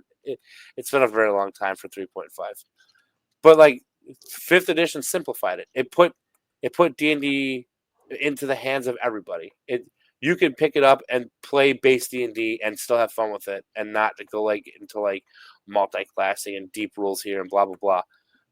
But that's why it feels like D&D, and now it's not a closet hobby anymore. Like there was a lot of people that were ashamed to say they were playing D&D like back in the day. I never was, because I thought the experience of playing D&D was fun, but a lot of people were embarrassed about it. But I mean, I think tabletops as a hobby for me is I've tried other systems. I've tried a campaign. Granted, it was online. It was Pathfinder. I think Pathfinder 1, and I didn't like it as much as Dungeons and Dragons, because Dungeons and Dragons is just it's a what do you call it? It's a brand basically. It's because you got a lot of tabletops out there. There's like Call of Cthulhu and all these other tabletops that you can play. But like I don't know, D&D for me is the tabletop. And it's just a lot of fun. If you haven't played, I know it's hard to find like someone that wants to DM. I like DMing because I like to play too, don't get me wrong. But like for me, it's all about like describing things like that happen. And like the environment, to try to let you guys like picture it out there, right? Like that's my favorite part about being a DM, is like setting up the cool story for your character, and like having that moment with your character where, like, I get to, as Ashley would say, I like to traumatize my characters, but it makes it fun. So yeah, it's and and then seeing the look on your guys' face when that big bad from your backstory is like, all of a sudden he's in your face with an army, or like something's happened to them and you're facing them, and the experience is cool. I like that stuff as a DM. I really do, because it's just I don't know. It just does it for me to see like the look on your like people's faces when something like that happens. So, but that is probably besides video gaming, that's probably one of my second favorite hobbies, is playing and DMing D&D. Yeah, dude, it's very quickly kind of becoming a very favorite of mine. I've always been sort of a, for lack of a better terms, like creative person. Especially when it comes to creating like characters and stuff. I mean, so much so that like I mean, I've told you about it, and I may have even mentioned it in other places as well. But like, I've been creating a like comic book universe for the better half of like 20 years, and so like this just like scratches that itch to be creative in that way, like creating a character, creating a backstory, and like then but the best thing about that is like then I get to play that out and see like where it's going, where it's going to go with that character, because you know uh and like the cool thing about it too is like there's options and there's choices of like, okay, how am I gonna, like I get to role play as that character. It's like, okay, how am I gonna get X, Y, and Z done with this character? What am I gonna do in order, like what is this character's goals, or how is that character's goals going to change when faced with this or that or whatever the case may be? So like Yeah. it's been really fun. It's been really fun, like getting into it and like learning how to like play that. Not only that, but like there's a lot of lore and stuff that kind of goes along with that, and so learning some of that stuff has been like fun, and like also kind of jump started my creative brain for my other project. You know what I mean? So Yeah. Yeah. Well, you guys heard it here first. Dan acts all cool and sexy, but really he's a freaking nerd. What's wrong with that? Nothing. No, Oh, yeah, man. I love D&D, man. It's been great. It's been a blast. Like I love playing RPGs. So the way like I explain it to people, it's pretty much like a video game essentially with some rules, but really not really much rules. So you could pretty much do whatever you want as long as DM says it's okay. Yeah, which there's your rules. Yeah, there's your rules. If you have a I'm cool your DM, rule book. like if you have a cool DM like Nick, you can do whatever you want. But yeah, I mean, I really enjoyed it. Like I've always liked the games where, I mean, it would be RPGs, right, where you would create your own character and kind of go through the story. Yeah, I've always loved RPGs, so it's really fun, like sitting there, kind of going through like your character's backstory and like making this whole, creating this whole character essentially. And then, like Nico said, just playing as them adds another layer to it. And yeah, I mean, it's great. I'm really glad we did it. Like I look forward to it every month. It's a good time.